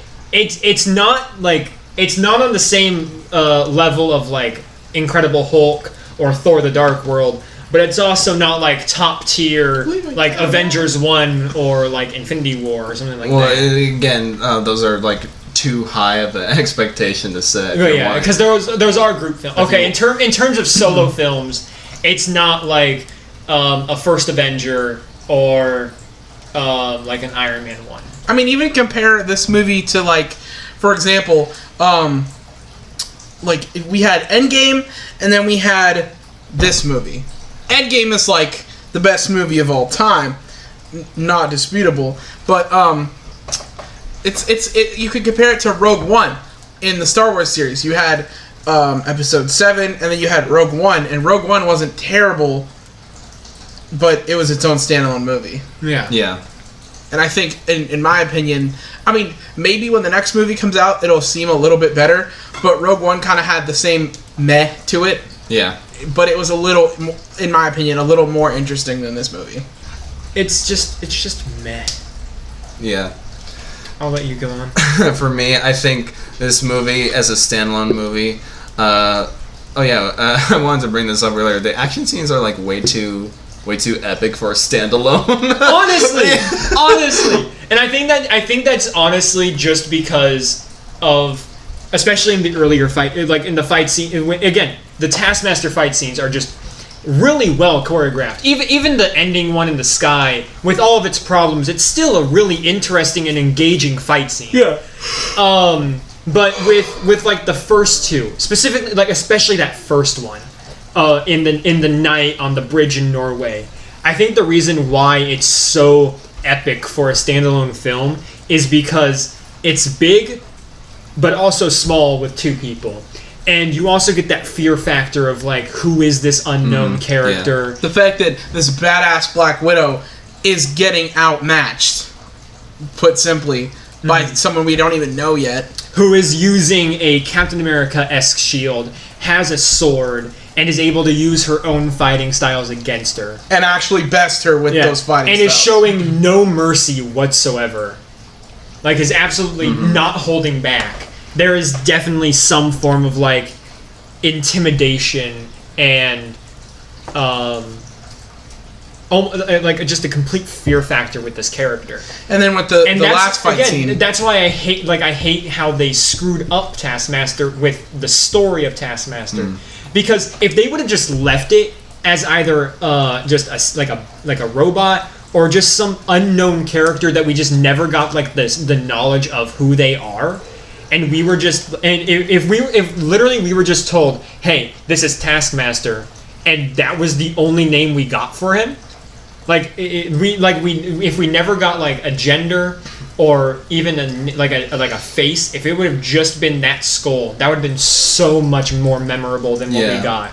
Especially with that last fight scene where they were fighting in the air, this feeling of this unrelenting enemy. Like, even in the air, Taskmaster is flying in towards Natasha. It's just unrelenting, scared force. of death. Yeah, just completely scared of death. And again, that's because of the mind control. But if they wouldn't have had that mind control in there, it would have been 10 times more relentless. Yeah, because in that scene, you could have gotten Taskmaster actually being angry at Natasha and not, my orders are to kill you. Yeah.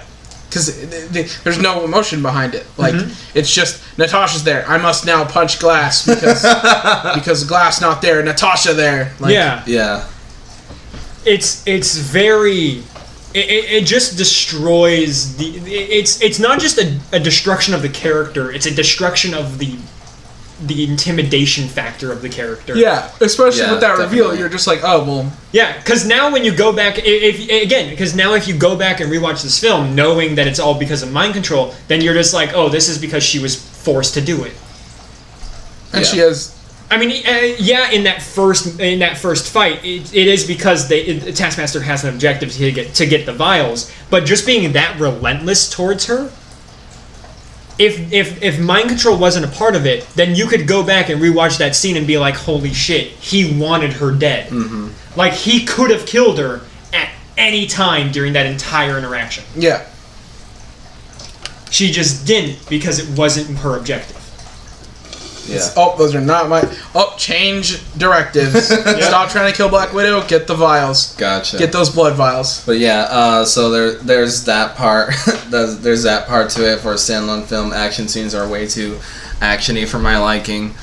I really do think one of the biggest problems of this film is it's the mind control element to it and the whole antidote element to it. It could have been a lot more deeper philosophical thought if they didn't have the mind control element to it and was actually trying to get the widows to turn sides through acts of reason and persuasion. Yeah.